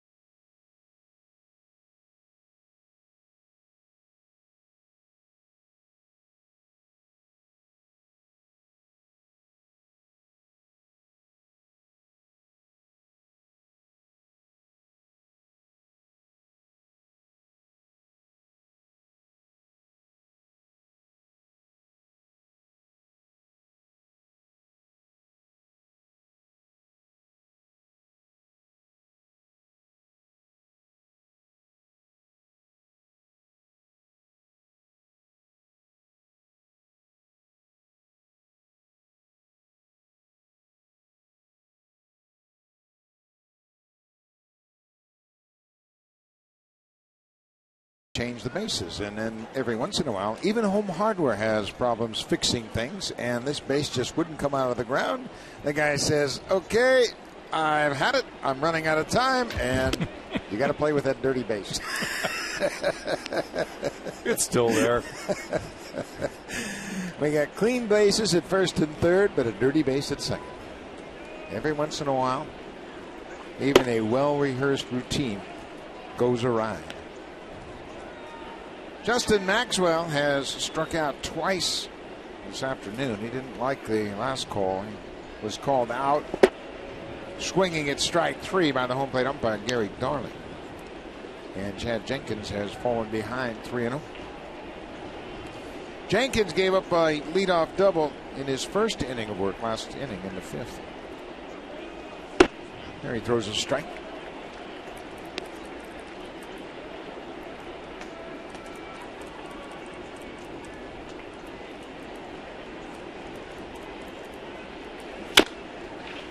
Tapped foul by Maxwell's full count.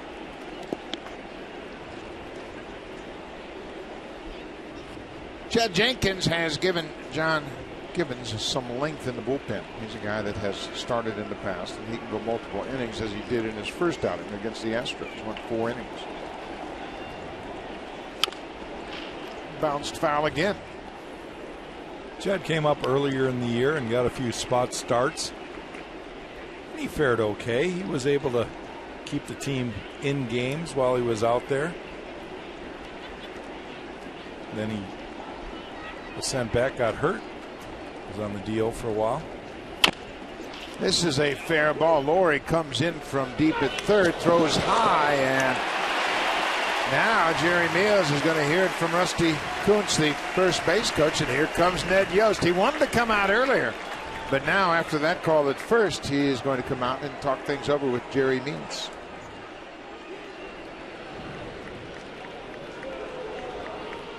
Well, he accepted the answer. Maxwell's had an 0 for 3 day.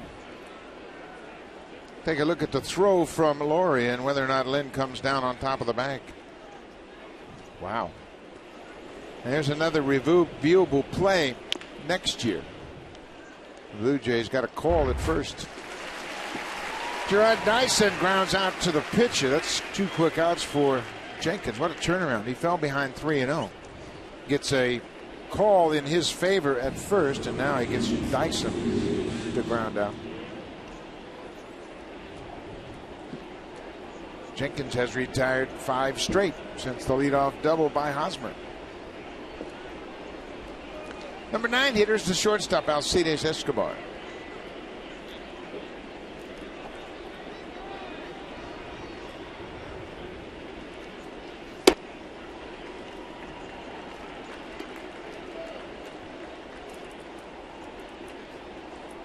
Always good to get ahead.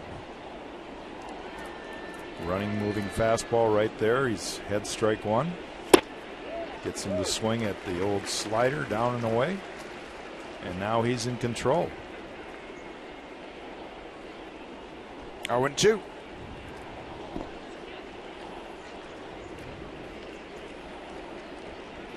Escobar has to protect the plate.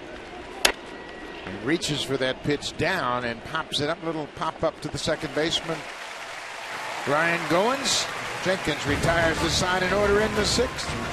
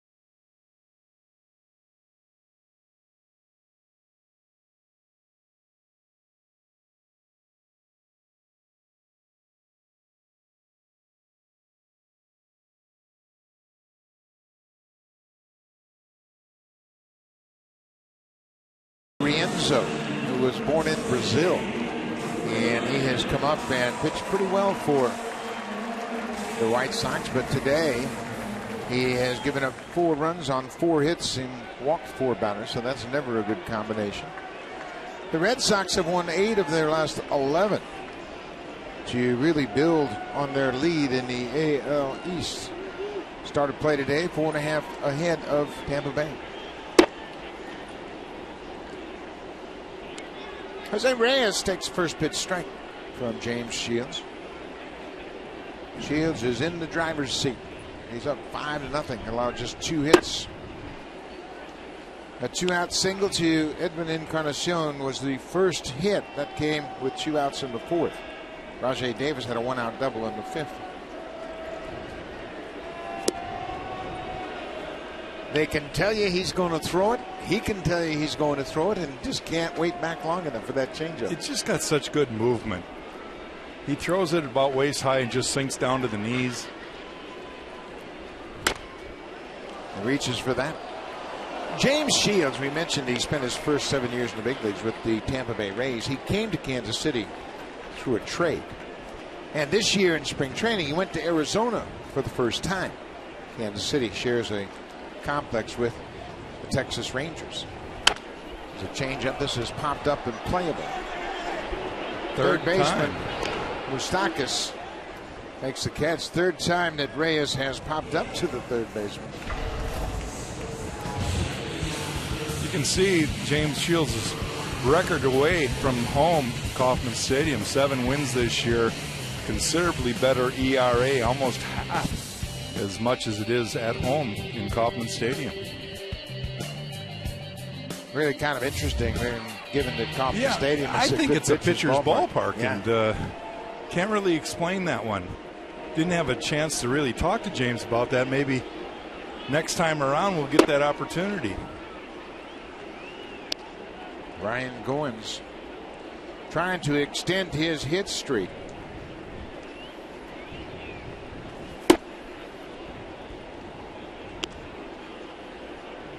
He's got an 8-game hit streak to start his career, but so far he's 0 for 2 against Shields. But Shields, we mentioned he went to spring training in Arizona for the first time, and when he drove out to the ballpark first morning, early in the morning, he found the parking lot was jammed. There's another perfect pitch. Another strikeout for Shields, his 7th on the afternoon. He hit that outside target. So Shields noticed that the parking lot was full early on, 6:30 in the morning, and he found out that it was most of the minor leaguers that came there early, took up all the front parking spots. Didn't sit so well with a veteran player. So he decided that the next day he would be the parking lot attendant. Goes and gets one of those bright orange jerseys so he could kind of wave the parking safely. Well, too, and it served as a multiple purpose adventure because Shields introduced himself to everybody that drove in the ballpark. Yeah, that's the funny part. Hi, I'm James Shields. Mike Moustakas was telling us his story. He would say, "Hi, I'm James Shields, Mr. Dayton," who happens to run the team. Your spot's right up there in front. This is a pop-up. Center fielder Gerard Dyson gets there, but not only does Shields bring good pitching skills, but some levity to his new ball club.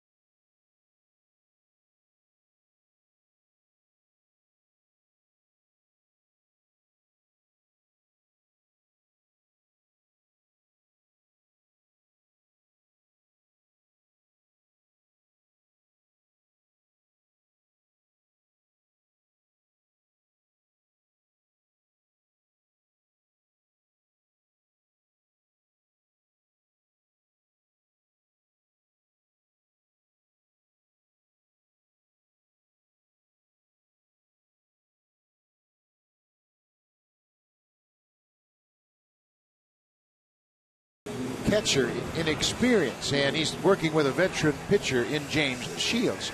They had a 1-2-3 bottom of the 6th, and after the inning, James Shields walks off and acknowledges Salvi and says, "Hey, attaboy, good sequence of pitches." They were able to get Encarnacion to pop up to center field.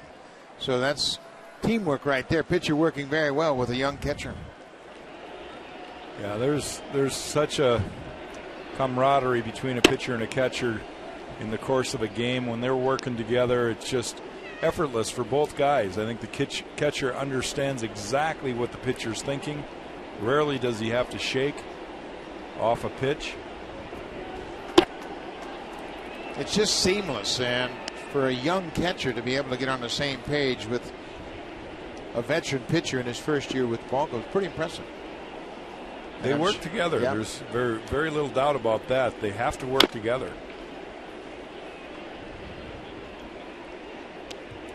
Sometimes it takes a while for a catcher to understand that the changeup is going to be 50% of the pitches with 2 strikes.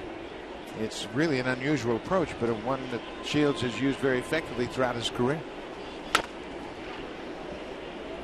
I think another part of the modern day game with so much technology about pitching charts and video and all these tools that teams have to analyze a particular pitcher, sometimes it clouds the fact that he still has to throw his best pitch and you still have to hit it.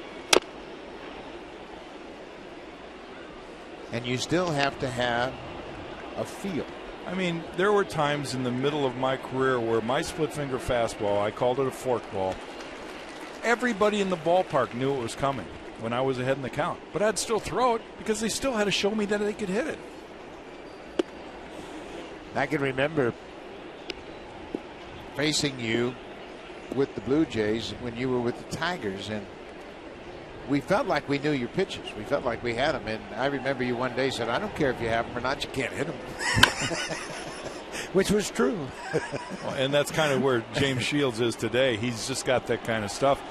He probably doesn't want to throw this many changeups, but the results are so good that he says, "What the heck, I'm getting out of these innings without those 18 and 22 pitch innings. 7 to 10 to 12 pitches are really good innings." Hit hard, but right to the second baseman, Goins, and he throws out Alex Gordon. 1 down. Let's check in with Jamie Campbell.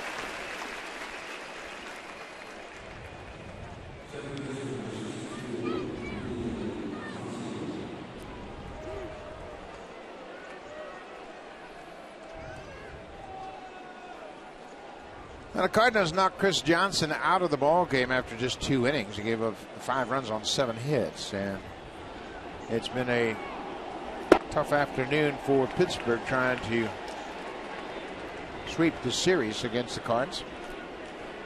Emilio Bonifacio waved at that first pitch. Bonifacio's had a good day. Scored a pair of runs, has 2 stolen bases.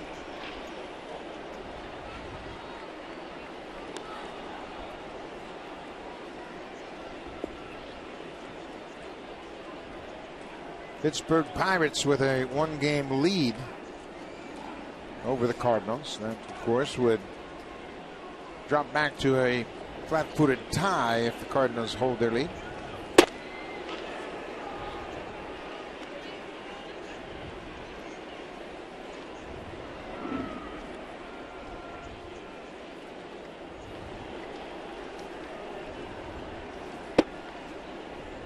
Two balls and 2 strikes to the Royals' second baseman, Emilio Bonifacio. Chad Jenkins has allowed just 1 hit. That was to the first batter he faced entering the ballgame in the 5th, Eric Hosmer, who was on deck. There's trouble. All the way down into the right field corner, and here goes Bonifacio. He will stop at second as Rajai Davis plays it back in quickly, and we've had 3 triples hit in this series. Bonifacio, Ghost, and Rajai Davis this afternoon. So let's take a look at the speed around the bases. Well, we had fun with this the other day, and now we've added Rajai Davis to the mix. Who steps on the bag first? Looked like Bonifacio, huh? I don't know. It's close. I'll take them all. Yeah, they all can fly, that's for sure. And they've all hit a triple in this series. Bonifacio with the one-out double. He's in scoring position. Eric Hosmer has driven in 3 already.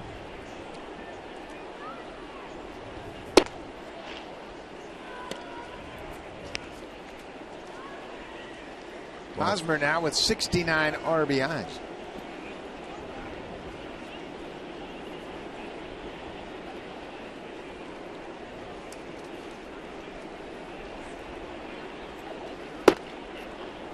There's a good pitch on the outside corner. Got the call. It's a ball and a strike. Hosmer has had 1 4 RBI game and 1 5 RBI game.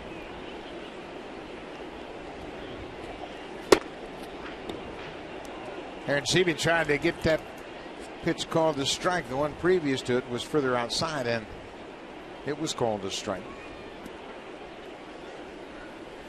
Hosmer with 3 RBIs today. That's the 4th time this season he's had a 3 RBI game. Bounces it up the middle. Bonifacio goes to third. Hosmer's thrown out by Goins. 2 down. This grand trick is really going to amaze. What are the kids called these days? Oh, magic. I want to cut them off with the knees. Now you see me.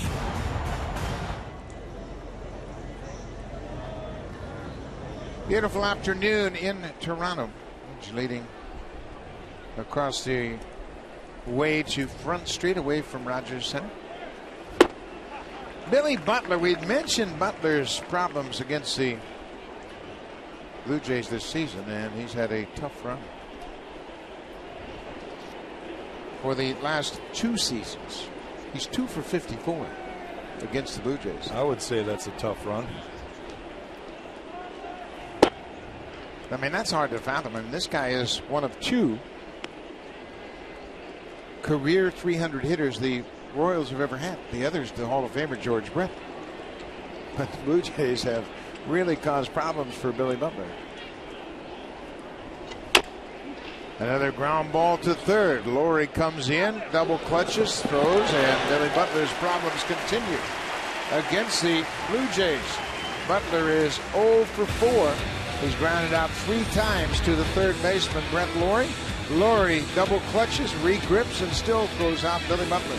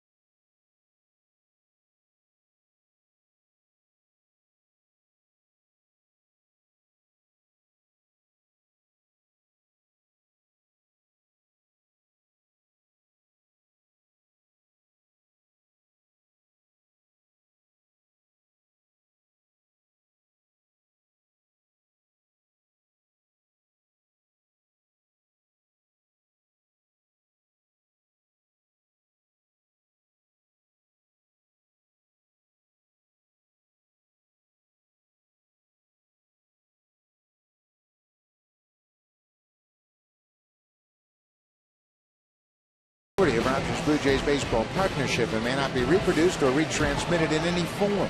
And the accounts and descriptions of this game may not be disseminated without the express written consent of Rogers Blue Jays baseball partnership. Another good crowd on hand here at Rogers Center. Beautiful afternoon. The only thing that's bad about it is the fact the Blue Jays trailed James Shields and the Royals 5-0. Cleanup hitter Adam Lind will start things off. He has grounded out and walked. Blue Jays have just 2 hits. Next pitch will be Shields' 100th pitch of the game. And after a relative collapse of the bullpen yesterday with a lead, you wonder if maybe Ned Yost is going to go a little deeper with Shields, who has proven that he can throw more than 100. There's a broken bat base hit for Lind. Hit it off the end of the bat. Leadoff single. James Shields has been in the driver's seat, and the strikeout has been a big part of his game. Yeah, he averages 1 strikeout per inning this year, and over the course of 6 innings, he's got 7 strikeouts so far. So right on the money for James. A little bit of everything. Fastballs, curveballs, cutters, sliders, changeups. He's unpredictable, that's for sure. He's got a lot of weapons, and he commands them all well. Brett Lawrie, a couple of ground outs. Shields has been around baseball a long time. His first cousin is Aaron Rowan, who is a big leaguer and played a long time with the White Sox, the Phillies, and the Giants. And he's always been somebody that Shields looked up to as a youngster. Rowan played his college baseball at Cal State Fullerton, and Shields wears 33 because that was Rowan's number in Cal State. And he grew up in the San Fernando Valley, but he was always around baseball, and his cousin really kind of pushed him to excel, and well, he's had a fine career.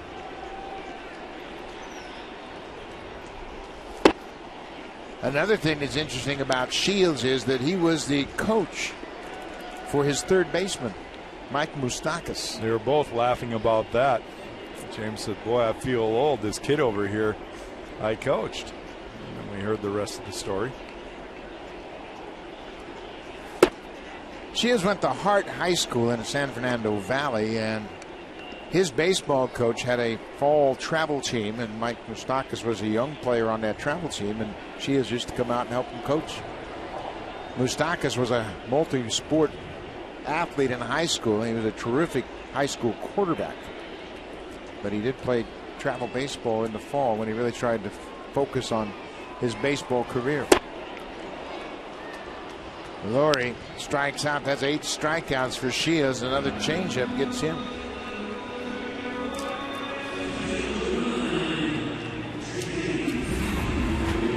Watch again, changeup, great arm speed, and just sinks down. 8 strikeouts, first out of the bottom of the 7th. Shields just has not allowed the Blue Jays to get anything going against him. His season high in pitches is 122. That happened back in May at Oakland through 8 innings. It was a 2-1 Oakland win. He completed that game.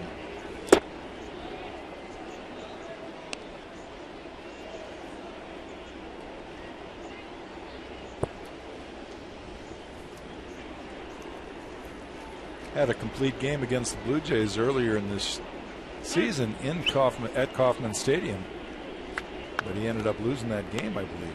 That was an interesting ball game. I think the Blue Jays had 3 hits. Bautista had home run and beat Shields. Aaron Sebia pops this one up on the right side. Bonifacio calls for it and makes the catch. One thing Shields gives you is consistency, and when you think about a pitcher, you want him pitching a lot of innings, and here's where Shields has ranked the last 3 seasons. Well, you can see in 2011 he was second, then he moved down to third, and this year leading the league. So he's been a model of consistency as far as taking the ball out there and giving his team innings. Something that the Blue Jays could desperately use as a starter with innings. Bullpen has been used so much this year, especially early in games. Well, too, it gives you a built-in rest day for your bullpen. Yeah. When you have a pitcher that goes 8-9 innings, bullpen knows, well, I got the day off, so everybody gets recharged and re-energized with the built-in off day, if you will, with a starting pitcher like Shields. Rajai Davis hit a triple off Shields his last time up.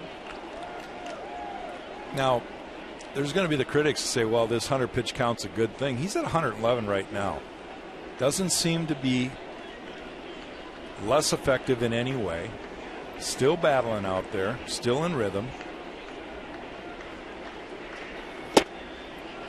Pretty confident he'll make his next start after that strikeout. A couple strikeouts in the inning. He's got 9 strikeouts in the ball game. Kansas City through 7 with a 5-0 lead. Neil Wagner into the ball game for the Jays.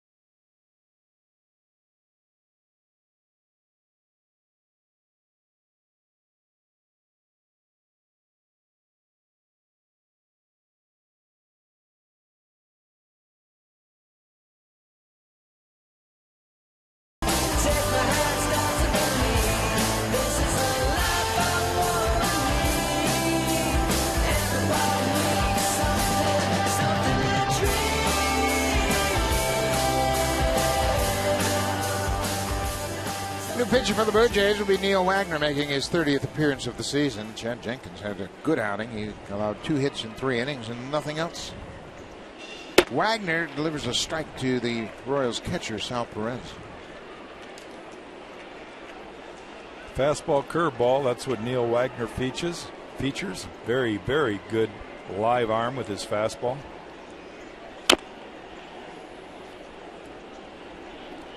He's been working on a split finger, and that's kind of his off-speed pitch.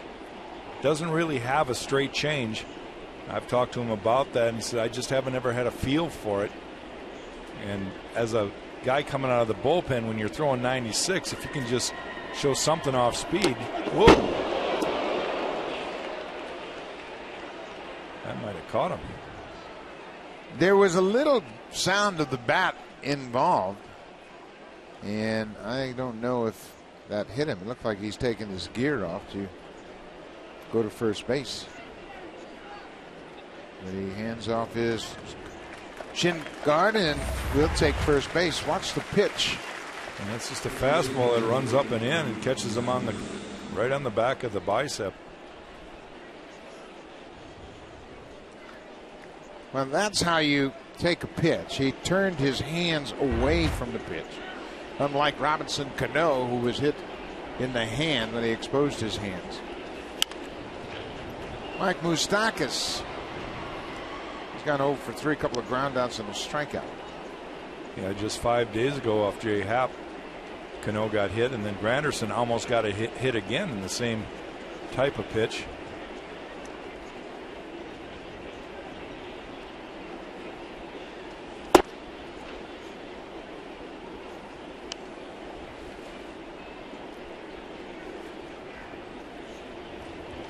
Third baseman Mike Moustakas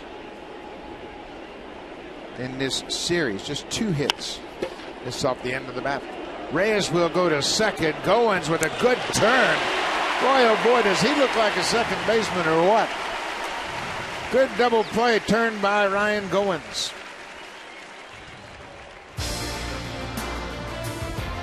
This hockey season, your better starts at Sport Check, featuring our exclusive line of Sidney Crosby's SC87 hockey gear by Reebok. Sport Check, your better starts here. Ryan Goins has made a very smooth transition from short to second. Yeah, crossing second base, getting rid of the ball all in one motion. He's just been outstanding defensively. Hasn't made an error, and he looks as smooth as anybody in the league. This is his 9th game at second base.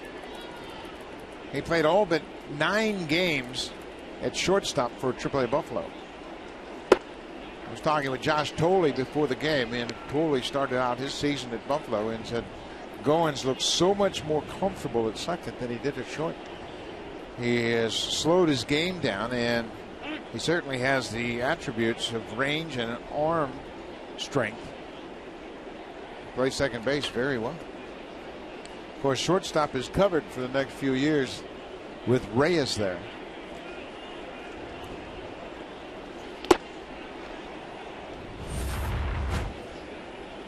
You see how he gets to the bag here, anticipates the ball, and just runs right through it. Gets out of the way of Perez in all one motion, throws a strike back to first base. We've seen a lot of guys. Number 12 wore that number here and did that as good as anybody. Robbie Alomar, the Hall of Famer.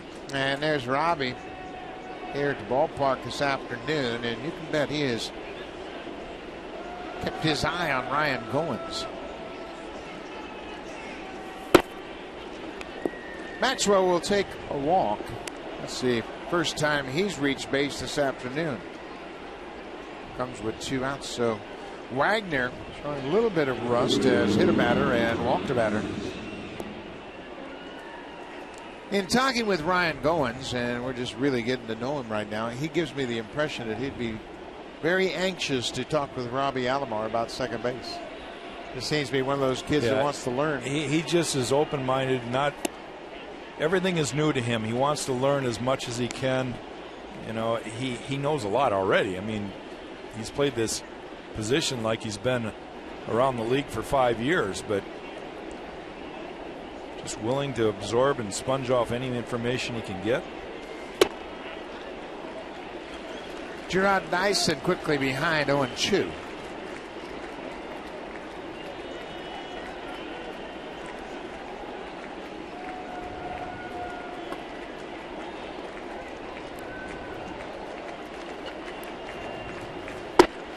Missed with that pitch.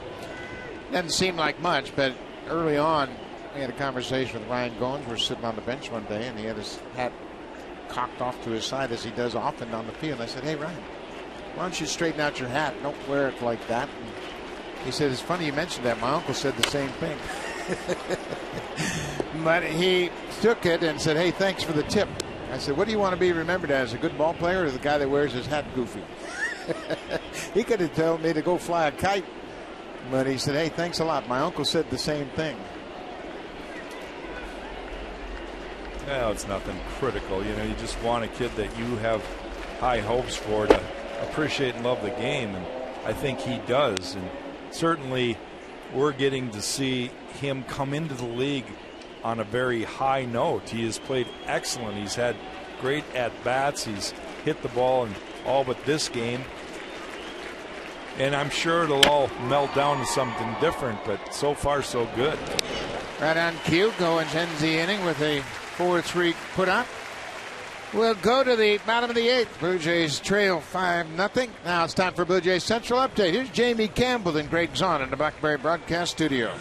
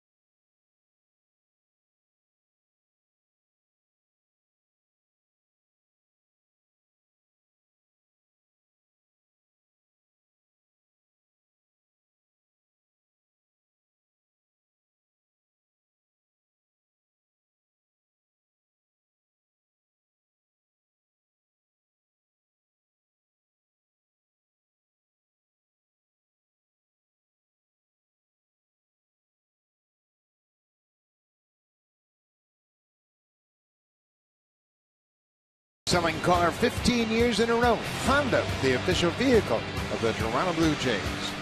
And we're going back to the third inning. The Royals scored 4 runs in the third inning off Jay Happ and Eric Hosmer.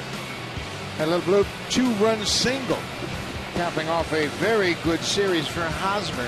2 hits today. He's 6 for 11 in the series so far with 5 RBIs. So that 2-run single, the drive of the day for Eric Hosmer.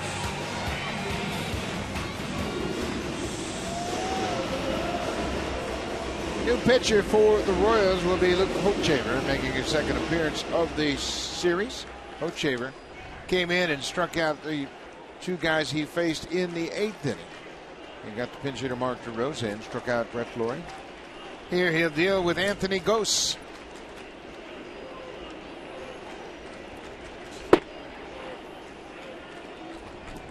Hochevar in his first season working out of the bullpen.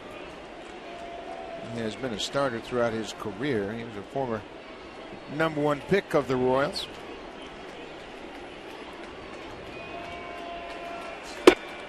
Very similar delivery, mechanics, in a lot of ways a similar look to James Shields is Luke Hochevar.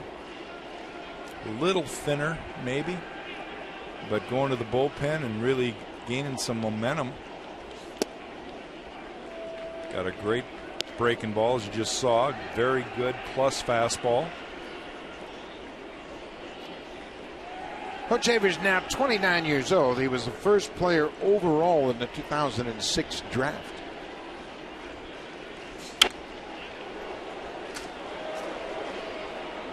He pitched collegiately at University of Tennessee and pitched the Volunteers to the College World Series. His catcher was J.P. Arencibia. I'm a firm believer that certain guys can definitely elevate other teammates' game. Hochevar is one of those guys that may be experiencing some of that just because James Shields is in a Royal uniform this year. It's like playing golf with a bunch of lousy golfers. You usually play lousy, but if you play with better guys than yourself, you tend to elevate your game a little bit, and I think that's what James Shields is able to do with his team. Well, you make a good point too, and you look around baseball, and when a team has a deep pitching staff, they feed off one another, especially the starters. You remember for years with Maddox and Smoltz and Glavine, they would just feed off one another, and it was almost like a constant competition night after night. It should be. It's healthy. Who was the best guy that challenged you that you pitched with? Well, quite honestly, I would challenge all my teammates. I wanted that. And, it started in Detroit. I think the first guy I actually learned from was watching Dave Rozema, who had actually gotten to the big leagues before me. And he was getting everybody out with about a 68-mile-an-hour changeup. And I said, geez, I've got to learn that pitch. Never really did. But I learned his competitive nature and the winning aspect of it. And then, of course, Dan Petrie and Milt Wilcox were my teammates, and we all challenged each other. When I went to Minnesota, it was Kevin Tapani and Scott Erickson. When I got here, it was Jimmy Key and Juan Guzman, Todd Stottlemyre, the whole crew. We just had a lot of fun doing that. But it was almost as if somebody would put up a score and you'd try to beat it. Quite a battle going on between Gose and Hochevar. Another foul into the seats. Some of my most enjoyable times in a Blue Jay uniform were sitting on the bench when neither Jimmy Key or myself were pitching, and we'd sit next to each other and we'd bisect the hitter at the time. What would you throw here? And of course, he had the slow breaking ball, and he would go to that, and I'd say, no, fastball in. And we were probably both right. But we had a lot of fun just talking about situational at-bats. Gose is catching up to Hochevar. And look at the pitch track. 10 pitches. They've all been away. Just threw 1 pitch inside. And Anthony Gose has spoiled some pretty good pitches from Hochevar. A heck of an at-bat for Gose here. You end up walking him. You feel like, why? I should have just drilled the guy in the first pitch. Saved all those pitches. Another 3-2 pitch. Another foul back, number 11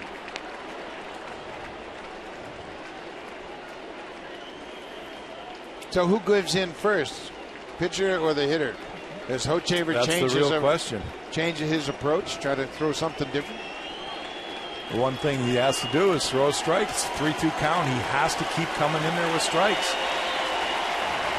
Coming inside. But he missed away. There's another example of making a mistake. I always love that when a pitcher has a good game. He says, well, I only made 2 mistakes today. Yeah, that we saw, that we remember. So many times, and this is the funny part, we didn't have a lot of video back when I first came into the big leagues. All we had was a replay of the game if somebody recorded it for you. And you'd go back and look at a pitch that you thought was great. 97 foul back. Wow. And you'd find out that it was a mistake. It was a lousy pitch. But in our mind, it was a great pitch. Yeah. Served the purpose. You've always said a base hit is never a good pitch. No. Can't be. Quite an at-bat. Certainly has the crowd engaged.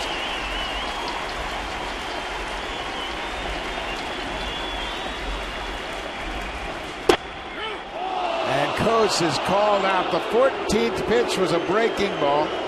First out of the inning. What a battle. Let's check in with Jamie Campbell.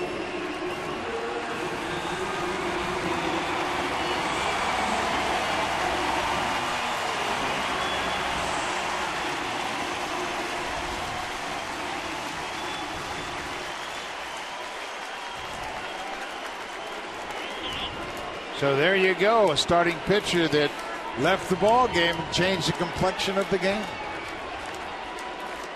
Andy Pettitte with another good start. Munenori Kawasaki comes off the bench to bat for Kevin Pillar.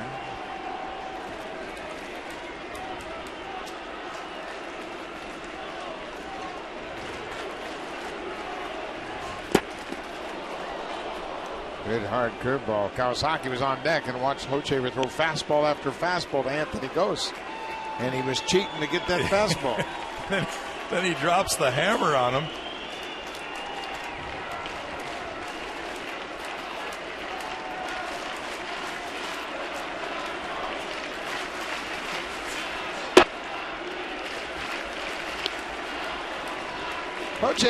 Hochevar has always had good stuff. Obviously, when you're the first overall pick, there's something special about your ability. And he's never really been able to grab a hold of that starting role. Might be a good spot for him. Well, he's got a kind of a violent delivery. He's not real smooth in his finish.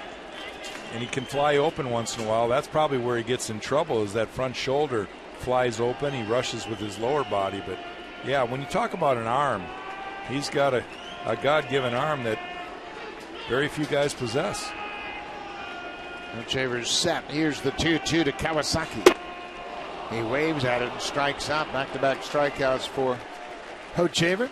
Time now for the smooth move of the game, brought to you by Bacardi Oakard. Smooth spiced rum. Bacardi is a proud partner of the Toronto Blue Jays. We're going to go back to the second inning.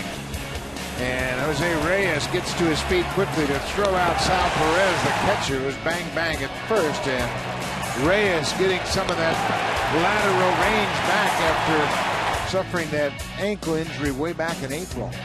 Made a smooth move right there in the second. Reyes also made a nice play on Perez in the fifth when he broke his bat, popped the ball up. Brett Lawrie, the third baseman, was dodging the barrel of the bat, and Reyes came from short to make the catch in front of third base. He pops this one up. Moustakas is going to retire Reyes all 4 times on pop-ups to third. Hochevar has a good inning. We'll go to the ninth.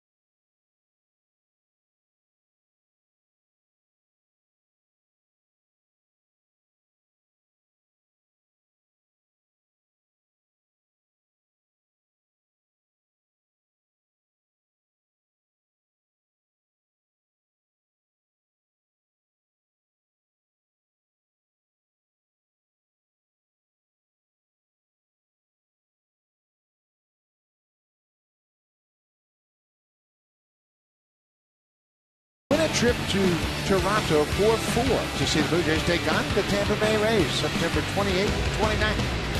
Prizes include airfare, hotel, and the chance to throw out the first pitch in a Blue Jays game. Contest closes September 16th.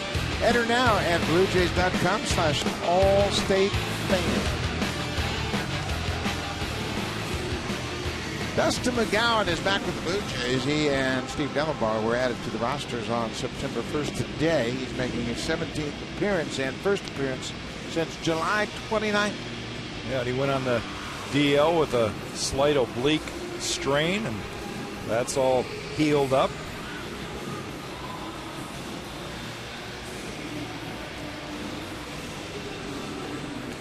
Rajai Davis moves from right field to left field. Kevin Pillar is lifted in favor of the pinch hitter, and defensively Moises Sierra takes over in right.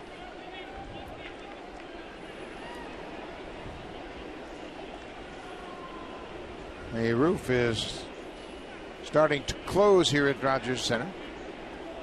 It has been open throughout this ball game. Alcides Escobar, the shortstop, takes one up and away from McGowan.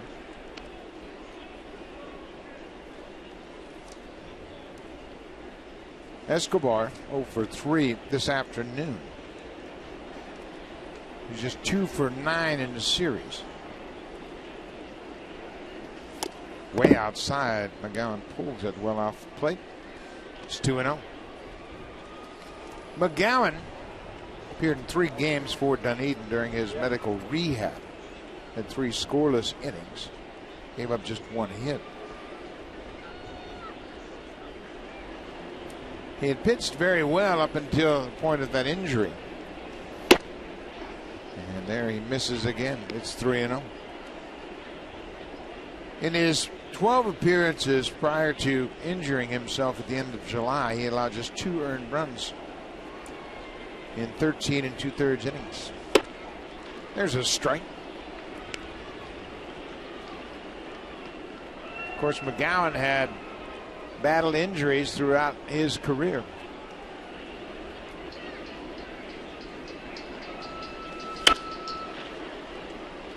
He had surgeries and foot problems, arm problems, all kinds of problems. His last healthy season was 2008 when he made 19 starts. Then he didn't pitch in the big leagues again until 2011.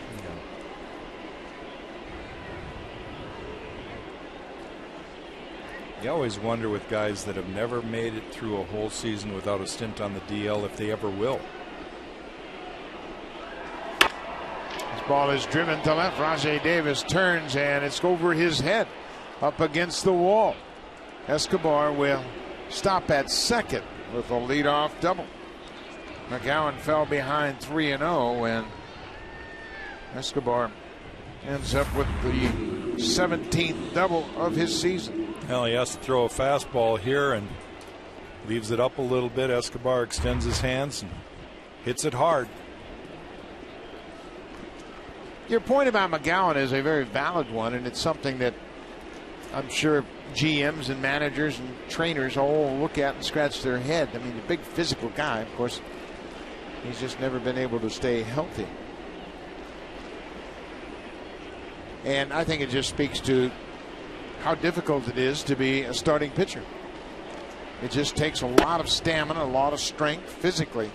Well, I don't think there's any plans for Dustin to ever be a starter again. It's right. a question of whether he can be as effective for an entire season out of the bullpen as he was for a short period of time late this summer.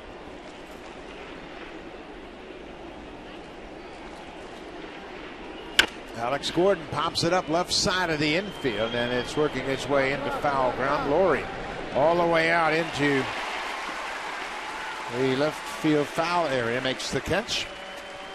We mentioned Blue Jays are going to go down to Arizona and take on the Diamondbacks, and the Diamondbacks have fallen into a bit of a rut. Here's the starting rotation for the Blue Jays. Monday afternoon, it'll be Todd Redman opening up the series, and Tuesday night, Esmail Rogers, and then Wednesday's also a day game. Mark Burley will pitch on the series wrap-up. Wednesday afternoon before the Blue Jays go to Minneapolis. They'll have an off day on Thursday before resuming action on Friday, a 3-game series in Minnesota against the Twins. Bonifacio fouls back the first pitch, batting left-handed for the first time. Seen a lot of fastballs out of Dustin McGowan, and that's to be expected. Hasn't been in a big league game for quite some time, and he's trying to get a feel for it. Got a very good fastball.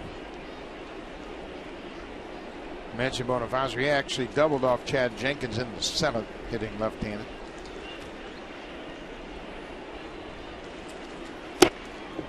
Swings over the top of that pitch. It's 0-2.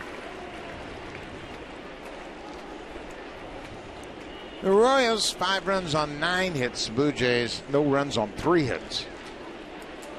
Kansas City trying to avoid the sweep here at Rogers Center.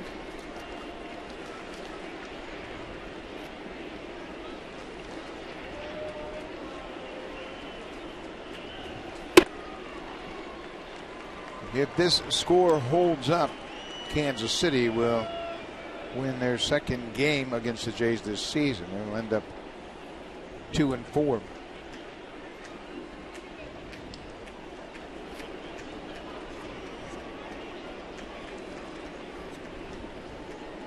One and two. Timing and rhythm just off a bit for McGowan. You can see he was much smoother before the injury, but he's just trying to work his way back. You know, it's also fair to say, just like in golf, the bigger the person, the harder it is to repeat your same delivery. The more mechanical things can go wrong, and Dustin's a big guy.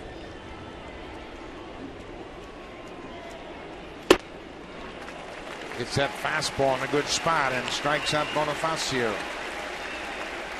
2 down. Just a reminder, more baseball right here on Sportsnet after this ball game. Tampa Bay will take on the Oakland Athletics.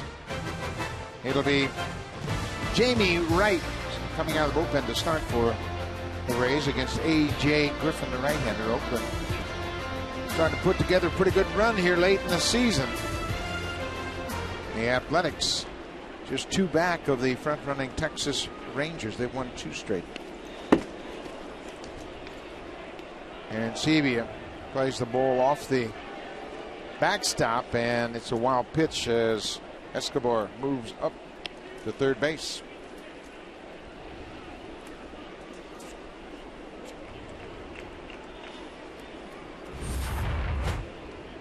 See the breaking ball right there, and he just doesn't get rid of it quick enough. He hangs onto it too long and yanks the ball down.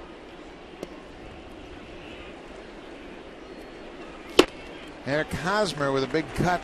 Good fastball from McGowan, 97 miles an hour. Hosmer, a 2-hit day. His average at 299.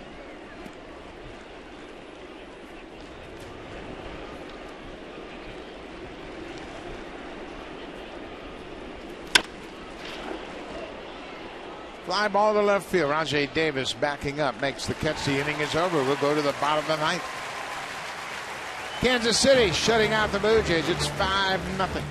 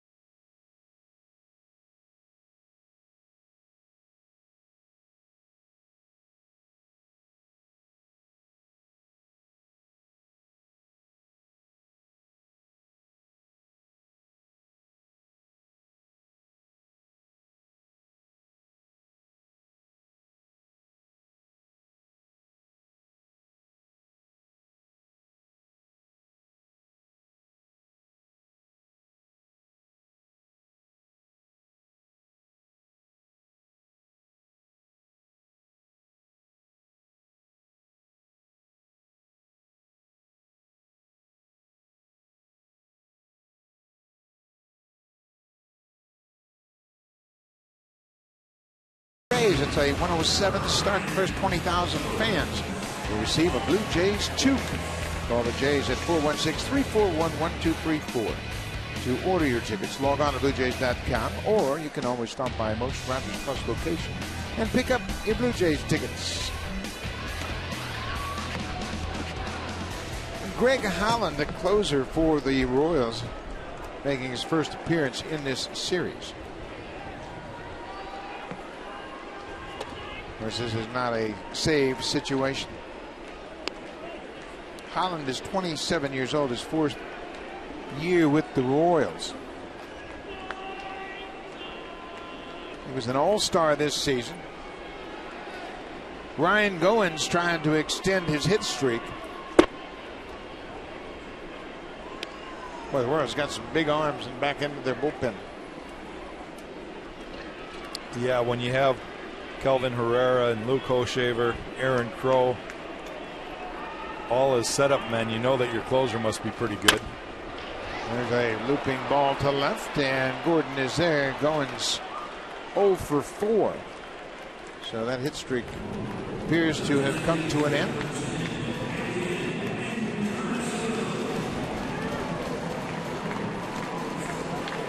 So he'll just have to start another one tomorrow out in Arizona. His first chance to play against the Diamondbacks.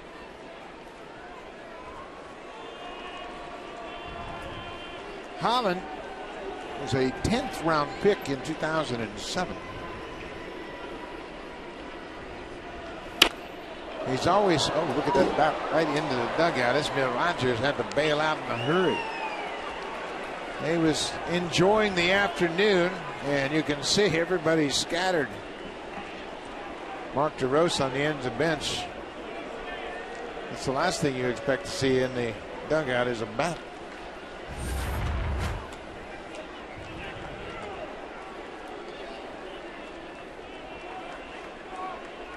And kind of shown. Done that a couple of times this afternoon.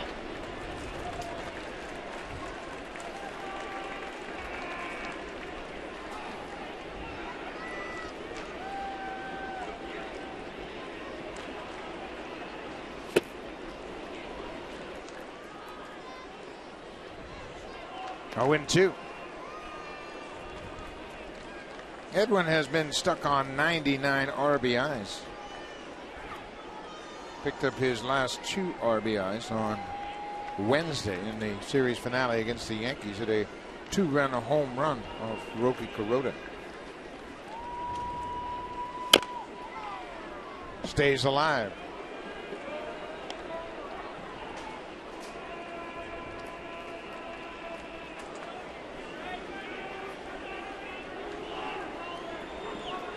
Blue Jays have had a pretty good homestand. They took 2 of 3 from the Yankees, and it appears they're going to take 2 of 3 from Kansas City.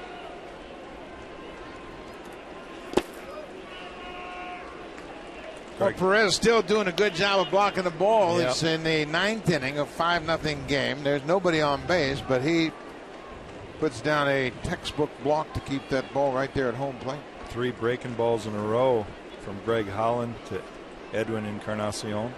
Trying to get him out with the breaking ball, it appears. He gets jammed on that fastball.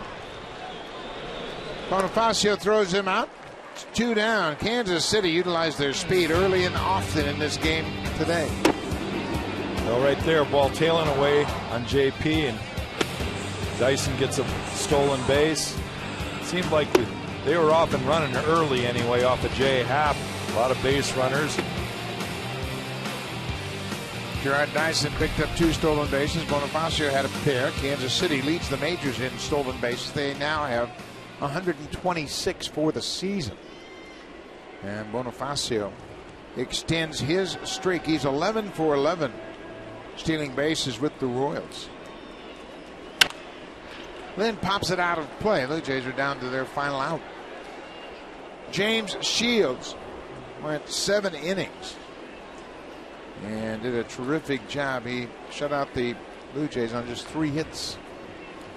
Hochevar came in and had a clean inning in the 8th with a pair of strikeouts, and now Holland trying to do the same.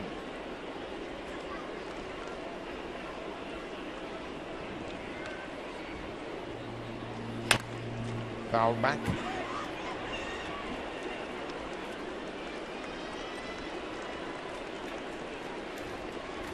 We will be with you tomorrow afternoon from Phoenix. The Blue Jays will take on the Arizona Diamondbacks. You'll be united with some of your former teammates. Looking forward to it. Yep. Alan Trammell, bench coach. Kirk Gibson, the manager. 0-2. That is some coaching staff they have over in Arizona. Yeah, Charlie Nagy, Chuck Nagy is also the pitching coach. He was a teammate of mine in Cleveland, my last year in pro ball. Don Baylor, Matt Williams. Turner Ward is there as well. Yeah, Turner was a teammate. There's a drive to right. This should do it. Maxwell back on the warning track, and the Royals shut out the Blue Jays on just 3 hits. They salvaged the final game. Remember, more baseball coming up right after this game. Tampa Bay at Oakland. But first, here's Jamie Campbell and Greg Zahn.